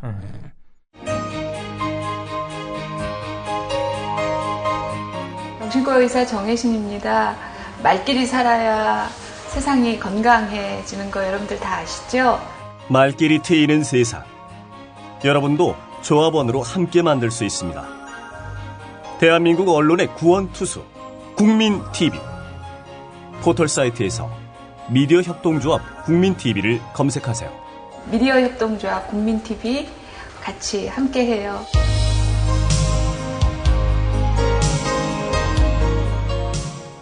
제가 참 잊을 수 없는 기억 중에 하나인데 2006년이었습니다. 2006년이죠. 월드컵이 4년마다 한 번씩 열리니까. 독일 월드컵. 예, 그때 6월이었습니다. 그때 제가 뭘 했냐면은 SBS의 기상캐스터 홍서연 씨. 네. 그 양반하고 이제 밤샘 그때 독일 월드컵이 밤 12시부터 그렇죠. 2시 또 2시부터 4시, 4시부터 6시 타임에 축구 중계가 있었어요. 네. 근데 라디오 방송에서 이 TV 중계 방송을 수중계했었습니다. 수중계라면 있는 그대로 그걸 트는 거죠. 네. 근데 이제 어떨 때 보면은 12시부터 2시 또 4시부터 6시까지 이게 축구 중계가 나가고 2시부터 4시까지는 이게 시간이 비잖아요. 그렇죠. 정규 편성을 내보내자니 애매하죠. 언제 어떻게 경기가 생길지 몰라서 그럼. 대체로 2시부터 4시는 녹음을 해야 되는데 아예 그러면은 한 달은 정규 편성 죽이고 김용민하고 홍서연이 둘이 방송을 진행해라. 방송을 진행했었어요. 아주 죽으려고 했지. 돈은 많이 벌었지만은 여하간 할 때 뭡니까? 그때 이제 방송을 이제 2시간 정도 이제 하는 거였는데 그리고 이제 아침에 퇴근을 합니다. 아침에 이제 집으로 가는 길에 보니까 똑같이 생긴 여성들이 똑같은 복장, 똑같은 헤어스타일로 목동 오목교역에서 걸어오는 거야. 떼거지로. 이게 어떻게 된 일이지? 옷 색깔은 다 달라. 소녀시대? 아니야. 아나운서 시험 보러 오는 친구들이었습니다. 그 사람들도 연예인급이죠. 수천 명의 그 사람들이라고 하더군요. 한 2명 뽑는데 이야. 이 사람들이 정말 몇천 대 1의 그 경쟁률을 뚫고 아나운서가 되려고 이 형반들이 SBS로 오는데 그날 하루뿐만 아니라 너무 사람이 많아가지고 그 이튿날도 이제 시험을 봤다고 합니다. 근데 그 오디오 테스트를 먼저 하는데 한 명씩 들어가서 오디오 테스트를 받는 게 아니라 5명이 한꺼번에 들어가서 뉴스를 동시에 읽는 거예요. 그래서 이제 거기서 검증을 하는 거죠. 와, 난 그거 보고 정말 너무 놀랐어요. 이래서 어떻게 사람들을 제대로 뽑을 수 있겠나. 그러니까. 그리고 나서 제가 또 KBS도 취집을 했었잖아요. 어느 날 갑자기 나오는데 놀랬어. 그 KBS 그 민주광장이라고 해서 그 1층 로비 위에 흰 티 아래 청바지 입은 여자들이 수백 명이 앉아가지고 개골 그 정해진 그 이제 아나운싱 멘트 그 용지를 들고 읽고 또 있는 거야. 아 이거 보면서 여기서도 뭐 뽑아야 한 뭐 한두 명 뽑을 텐데 몇백 대 몇천 대 일일 텐데 여기 뽑히려고 이렇게 애를 쓰는 모습을 보면서 마음이 너무 아팠습니다. 아니 그냥 방송을 한번 해보라고 하면 안 되나? 그냥. 글쎄 말이야. 그러니까 그런 걸 딱 보면 제가 정말 예능이나 라디오 쪽에 끼가 있는지 뭐 시사 쪽에 끼가 있는지 뭐 그런 거를 판단할 텐데 그렇게 천편일률적으로 방식 바꿔야 돼요. 채용 방식도. 근데 이제 그 KBS가 흰 티에 청바지 입으라고 한 거는 괜히 그 옷빨로 옷에서 나오는 아우라로 말하자면은 좋은 점수 받으려고 하는 사람이 있으면은 뭐 옷값을 그 잘 해결하지 못하는 가난한 응시자들. 그렇죠. 이런 사람들은 뭐 떨어질 가능성이 높으니까 정현주 사장 때였어요. 그래서 전부 다 흰 티, 청바지 이렇게 입고 하라고. 획일화 시킨 거지. 뭐 하여튼 뭐 그건 중요하지 않지. 그렇죠. 뭐 옷보다 중요한 거는 역시 아나운서로서의 품성, 교양, 또 바른 언어, 언론인으로서의 어떤 자존감, 정체성 이런 것들인데 글쎄요 그렇게 수많은 사람들이 몰리고 그 사람들을 일일이 접하는 동안 과연 제대로 된 인재를 검증할 수 있을지 의문이에요. 아나운서 얘기가 나왔으니까 저는 개인적으로 좋아하는 아나운서들이 몇 명 있습니다. 누구십니까? 여자 아나운서만 말씀을 드리면 KBS의 정세진 아나운서. 그렇죠. 요즘은 방송에서 잘 볼 수가 없습니다. 당연하지. 그 이유는 안 얘기해도 됩니다. 요즘 방송에서 잘 볼 수 없다고 하는 거는 뭐 그렇죠. 훌륭한 언론인이란 얘기입니다. 그렇죠. 그 다음에 그 김윤지 아나운서라고 있어요. 그 양반도 하여간 새노조. 파업에도 적극적으로 동참을 했죠. 그 김윤지 아나운서는 요즘 그 글로벌 국제 요런 프로그램에 가끔 나오시더라고. 유명한 프로면 바로 프로그램 이름이 나왔을 텐데. 그렇죠. 또 요즘 가물가물합니다. 그리고 MBC는 이제 가물가물합니다. 도대체 아나운서가 누가 있는지도 잘 모를 정도로 다 지금 어디 가서 뭐 하시는지 잘 모르겠어 지금. 그런 상황이고 SBS는 그 지금 8시 뉴스 하는 박선영 아나운서 있어요. 난 그분이 참 제가 예전에 그 박선영 씨하고 그 이수경의 파워 FM 이수경 선생이 이제 휴가 갔을 때 항상 박선영 아나운서가 그 진행을 봤거든요. 그 농담도 많이 하고 그랬지. 그런 사이였어. 이를테면은 누구세요? 그 화장을 안 한 맨 얼굴이 근데 맨 얼굴도 이뻐. 역시 아나운서는 타고난 거야. 그렇죠. 맨 얼굴이 더 낫더만 보니까 왜 화장을 한지 모르겠어. 그러니까 박선영 씨도 참 아주 괜찮고 마인드도 나이스한 양반이죠. 저는 박선영 아나운서를 언제부터 주시를 하기 시작했냐면 김어준 씨가 한겨레에서 인터뷰 한번 한 적이 있었어요. 그때 한 면 털어서 하는 한겨레 ESC인가? 그때 이제 이제 인터뷰를 한 적이 있었는데 그때 이런저런 얘기를 하는 거를 제가 이렇게 보니까 흔히 말해서 평범한 아나운서는 아닌 것 같았어요. 그래요, 맞아요.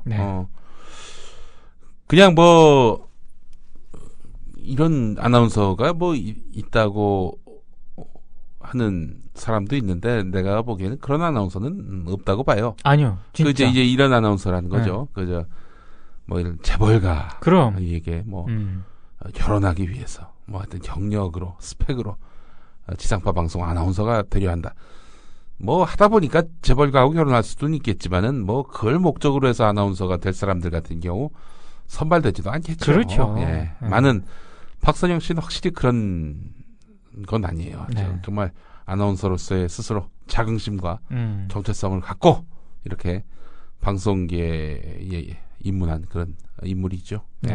맞습니다. 그 사람. 예. 괜찮아요. 아주. 왜 또? 그 정도입니다. 그 정도예요. 예. 그래, 나는 뭐 정세진 아나운서는 이제 그 가끔 지나가다가 잘 나가는 아나운서면 라디오 뉴스 잘 안 하는데 네. 라디오 뉴스를 참 많이 하시더라고. 양반. 아니 또 네. 제가 또 뭐 다른 방송사에서 같이 이제 프로그램을 한 아나운서들이 있습니다. 예. 근데 이제 그분들 정말 저는 좋아하거든요. 예. 근데 또 제가 그분들 얘기를 하면 또 너무 그 사심을 드러내는 저랑 친하다는 이유로. 근데 CBS에도 훌륭한 아나운서들 굉장히 많습니다. CBS는 뭐 저기 아나운서, PD, 기자 모두 그렇죠. 뭐 정말 네. 뭐 사실은 진짜 CBS라는 매체가 이제 좀 잘 대중적이지 못한 부분이 있죠. 그렇죠. 그 종교성이 있으니까. 네. 근데 이제 참 훌륭한 인재들이 모여 있는 곳입니다. 제목 재원들이 모여 있는 곳이 바로 CBS고. 아니 그 훌륭한 분들이 많아요. 예. 그 있잖아요. 이렇게 코드가 맞는다 그러죠. 예. 이 방송하는데 지금 김용민 씨랑 저랑도 이게 코드가 맞아서 그냥 막 하잖아요. 나는 누구하고도 코드를 맞출 수 있습니다. 심지어 그 새끼 저 새끼하고도 코드를 맞추려고 노력했고. 그 능력이야. 나는 그거 안 돼. 그럼 나하고 방송에서 망한 사람이 없어. 그렇죠. 이것도 능력이거든. 근데 그런 난데 그 새끼 저 새끼. 야, 이 두 새끼들은 정말 그럼 사람을 뒤통수를 치냐 그렇게 나쁜 새끼들 진짜.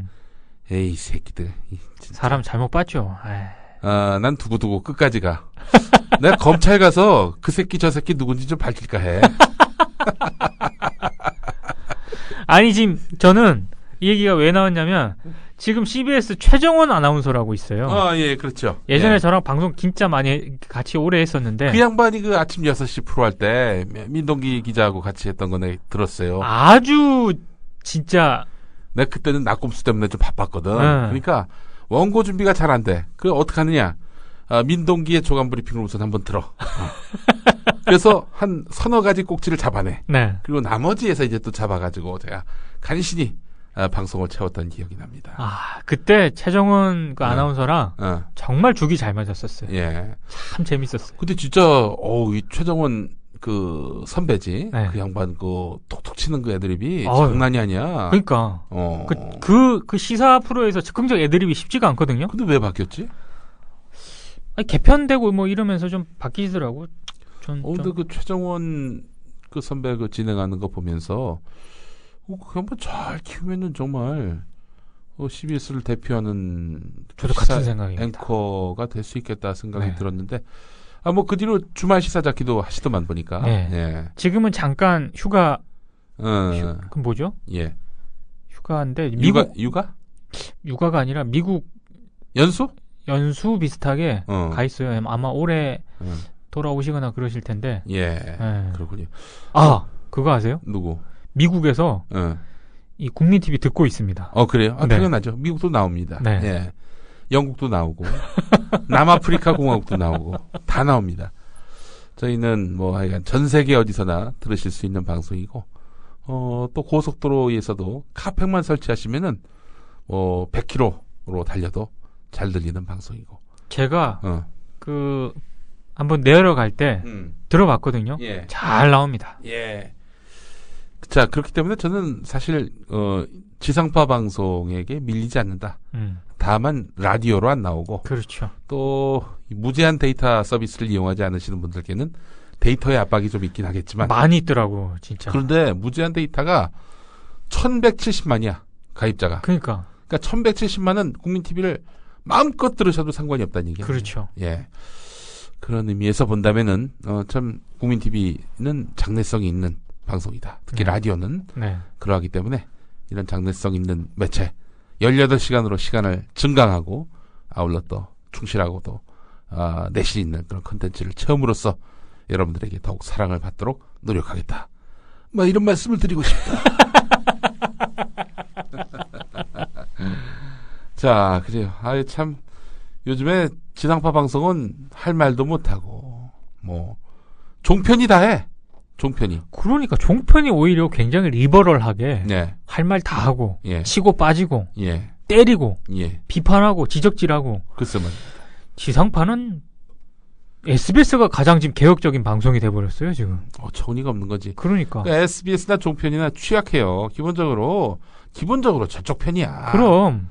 그렇기 때문에 지금이야 잠깐 뭐 그냥 감시망이 좀 느슨한 그 틈을 타가지고 뭐 이래저래 좀 예상 밖의 행동들을 하고 있지만. 그렇죠. 선거를 앞두고 또 중요한 어떤 정치적 변곡점에 있어서는 네. 저쪽 편에 선다고. 그럼. 예.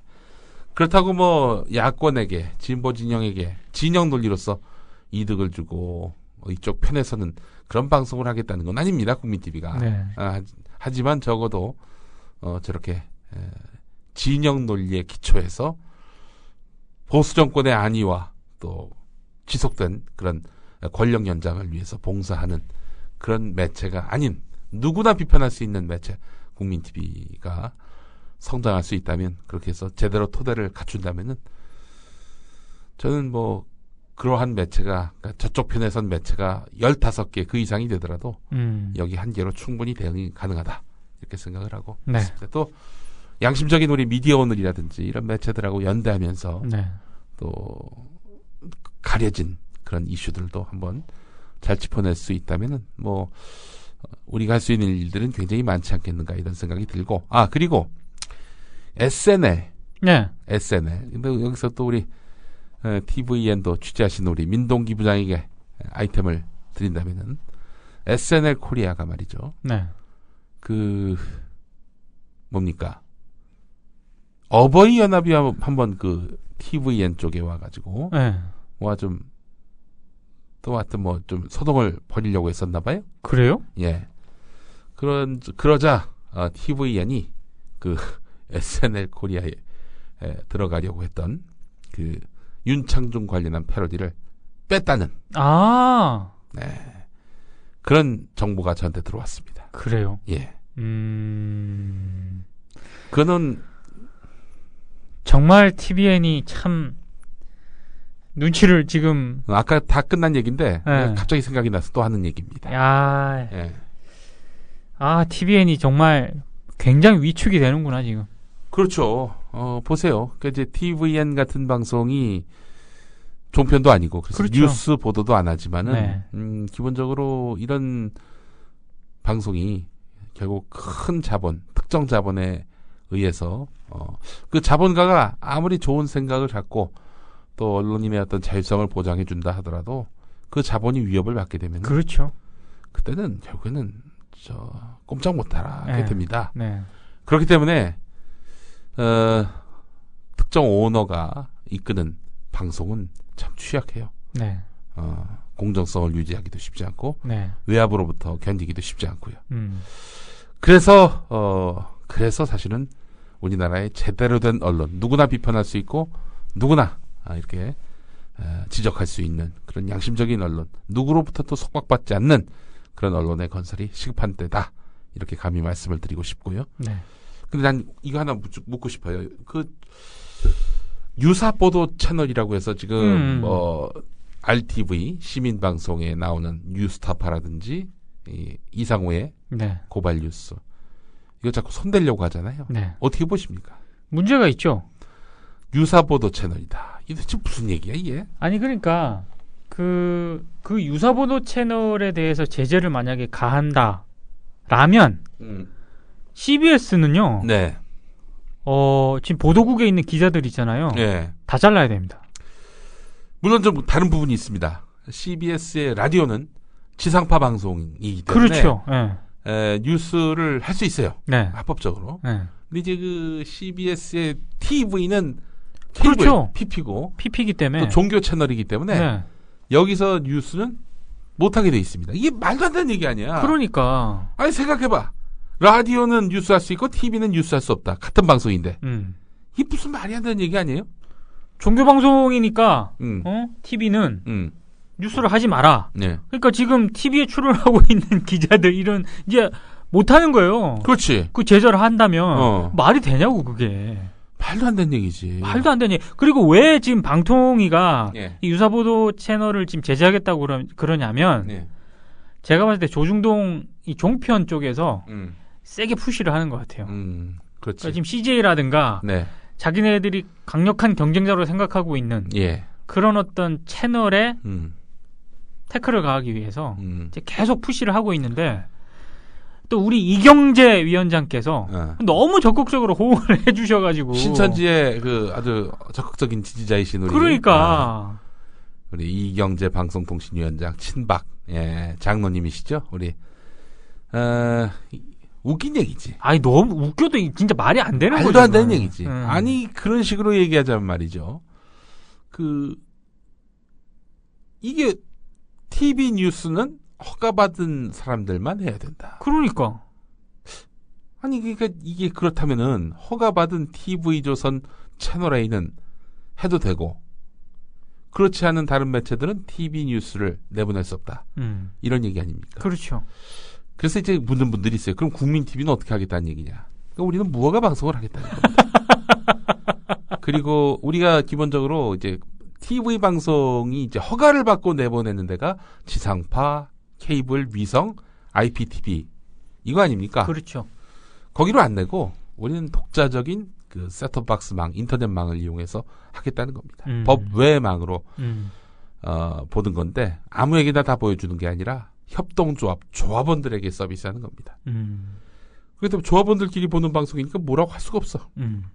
대신에 누구나 다 볼 수 있는 유튜브나 이런 데 있는 저희 뉴스들을 그대로 내보내는 거죠.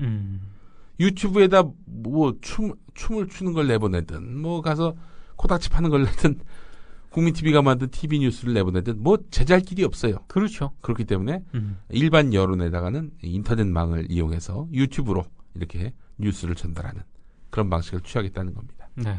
그렇기 때문에 뭐 국민TV가 조합원들만 보는 방송도 아니고 일반 국민에게도 어마어마한 여파를 미칠 수 있는 그런 뉴스 채널로서 분명히 자리할 수 있는 겁니다. 법망을 이게 제가 잘 분석을 했지요. 제가 봤을 때 만약에 이제 국민TV가 그런 식으로 해가지고 엄청난 호응을 얻게 되잖아요. 그럼 또 어떻게든 뭐 또 들어오겠지. 태클이. 들어옵니다. 100% 들어옵니다. 100%. 태클이 들어오지만은 태클을 차단하려면 법을 만들어야 됩니다. 만들어 보세요. 쉽게 건들지 못할 겁니다.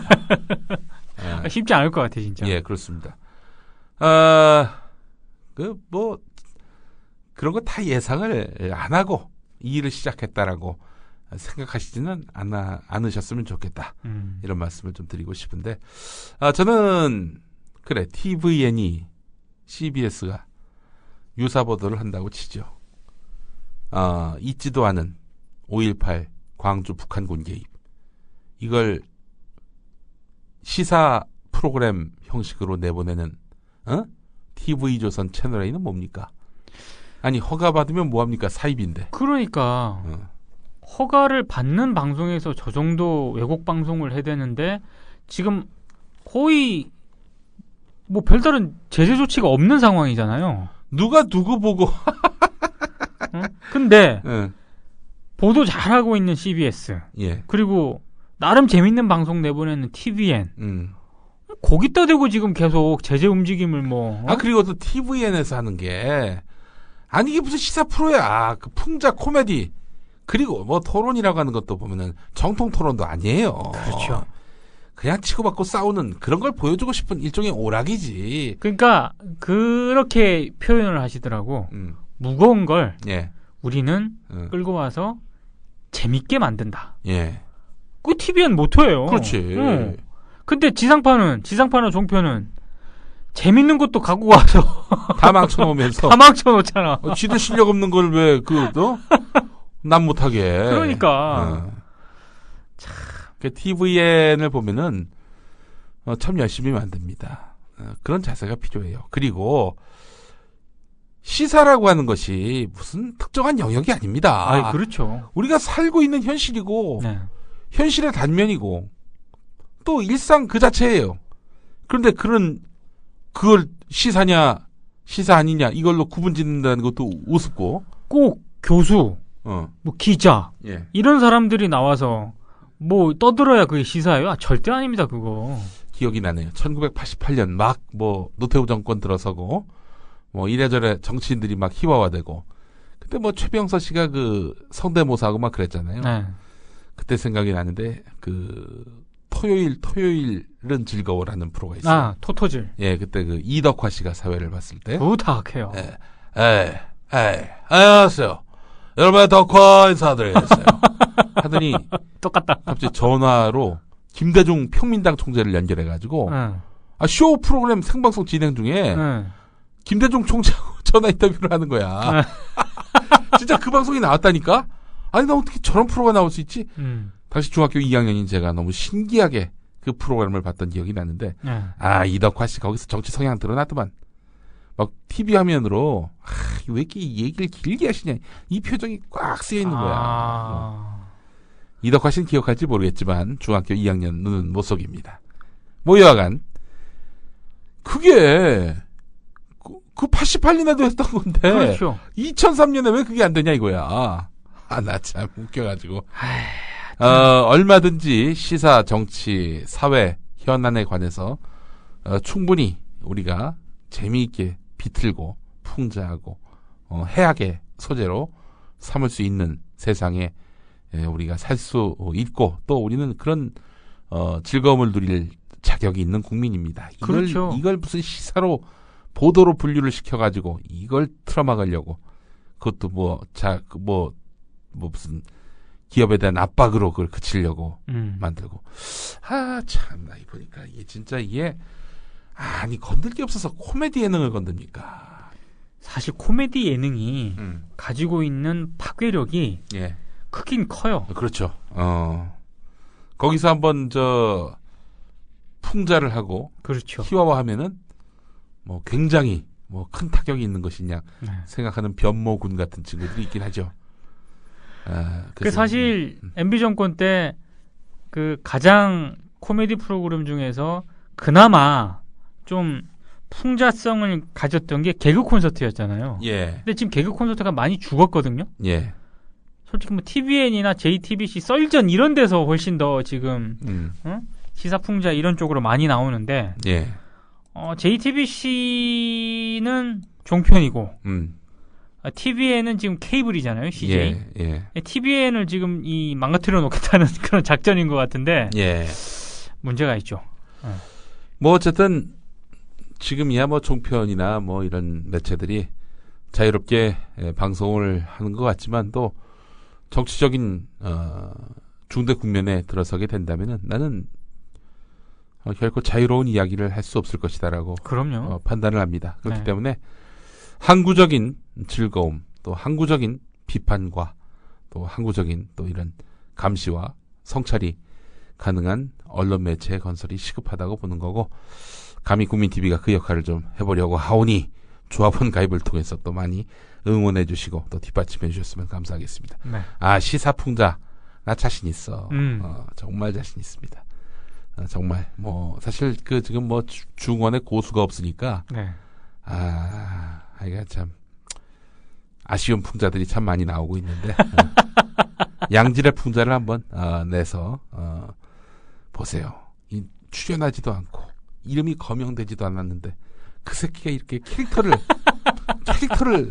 세웠잖아. 이게 아무나 이럴 수 있는 게 아니야. 그렇죠. 그렇습니다. 그 새끼로 지칭되는 그분, 참 미디어 토크에서 한번 마지막 방송 때 언제가 될지 모르겠지만 자리에 모셔놓고 그 새끼가 드러나면 안 돼. 그렇지. 그 새끼가 방송을 못해서 잘리는 날, 그날은 좀 분위기가 새로울 겁니다. 그 정도로 우리가 표시를 해야지. 만세 삼창 한번 부를까요 그때? 하여튼 그때 가서 들으시면은 아마 대략 감을 잡으실 겁니다. 뭔가 좀 비상한 뭔가가 있구나 하는 것들을 느끼시게 될 겁니다.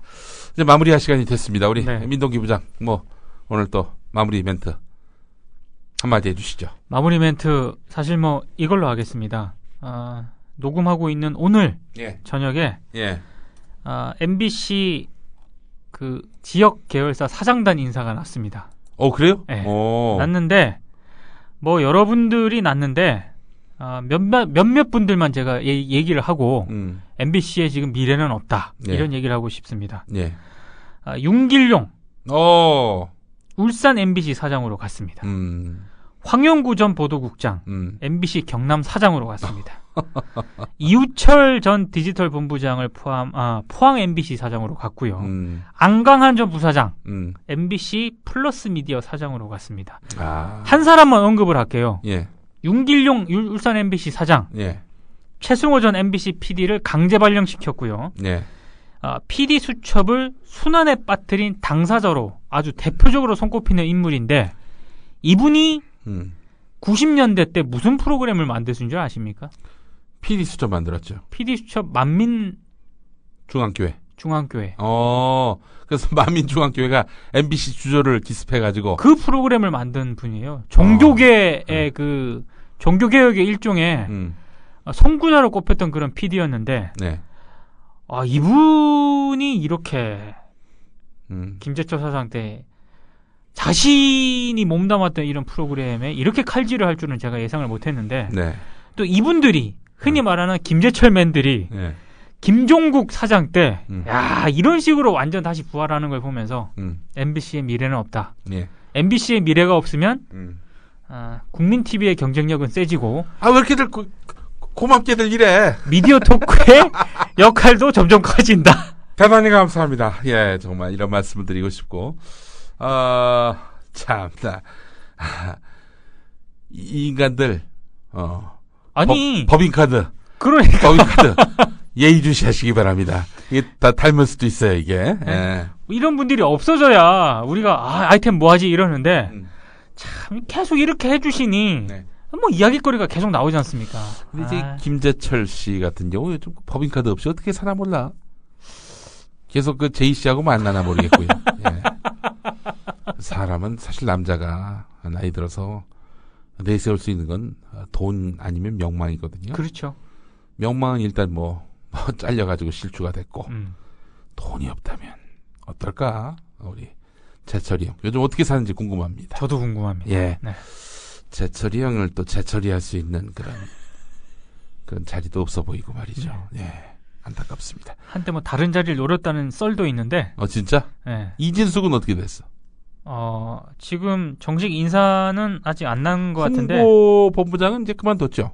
지금 정식 인사는 안 났는데. 예. 그 워싱턴 지사장설 얘기도 나오고요. 네. 조만간 아마 좀. 아니 그 바그다드 지사장하면 안 되나? 기왕이면은 그냥 바그다드 계시지 그 뭐 또 그렇게 좋은 나라 가시려고 그래. 또 그 바그다드가 어울리는 분인데. 그분도 뭔가 야망이 있지 않겠습니까? 네. 그래요. 야망 있는 분이고. 네. 정수장학교 이사장 하시면 좋겠네. 정수장학교 이사장.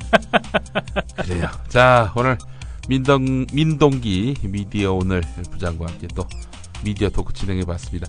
다음 주에는 금요일 저녁 7시에 이렇게 인사드리겠습니다. 네. 예. 그땐 생방인가요? 생방송으로 오시죠. 네, 알겠습니다. 퇴근길에 네. 들러주시기 바라겠습니다. 네. 애청해주신 여러분 감사합니다. 자, 저희는 또 다음 주로 기약하겠습니다. 고맙습니다. 고맙습니다.